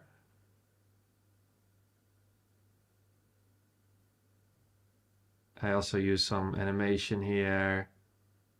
This one is pretty cool. Here, look, I worked pretty long on this one. To give you all some inspiration on what it feels like working in Figma. Everything comes together. That's what I wanted to create here. think this is GSAP, probably. Yeah, I think I used GSAP here, and then also some 3D rotate effect with vectors. And then this is just an Elementor widget, or from CrocoBlock, I think. It's pretty cool. And then this is just basic Elementor. This block was so hard to make responsive. Oh my goodness. It's incredibly hard. And then this is just a regular, I think, FAQ. I think a little bit smoother. I'm very happy with this page. I mean, come on guys, this page is really good. And then the reviews over here. And then the footer. So yeah. That's the Figma design course. It's more like a web design course. Why did you change the name Living on Pixels to Reno Board? That's a story. I made a video on that topic. It's because I'm more than Living on Pixels, basically. You know, like I said in the beginning of this stream, I also wanted to go into products. Sometimes I have client work. I am not a brand. Living with Pixels is everybody who wants to be part of this community. It's a community for visual people, no coders, that want to deliver great work. And yeah, you can join it. And I'm the leader of the community. So the Reno de Boer, that's my name, right? I'm the leader of the community, but it's still the same thing. But I am not the brand. Like, no person is a brand. Personal brand, sure. I am the person for Reno de Boer personal brand, but it's not a brand, right? So I separated these to make it more clear. What is the community? What is the brand of the courses, of the products, and who am I? I'm the leader of that brand. Okay, and in the future I'm gonna have more products, very probably. So yeah, that's that. Having it accessible on your site means we're adding suggestions. Yeah. I'm trying to keep the chat always like, you know, active and trying. We're all living with pixels, if you want it or not. Exactly.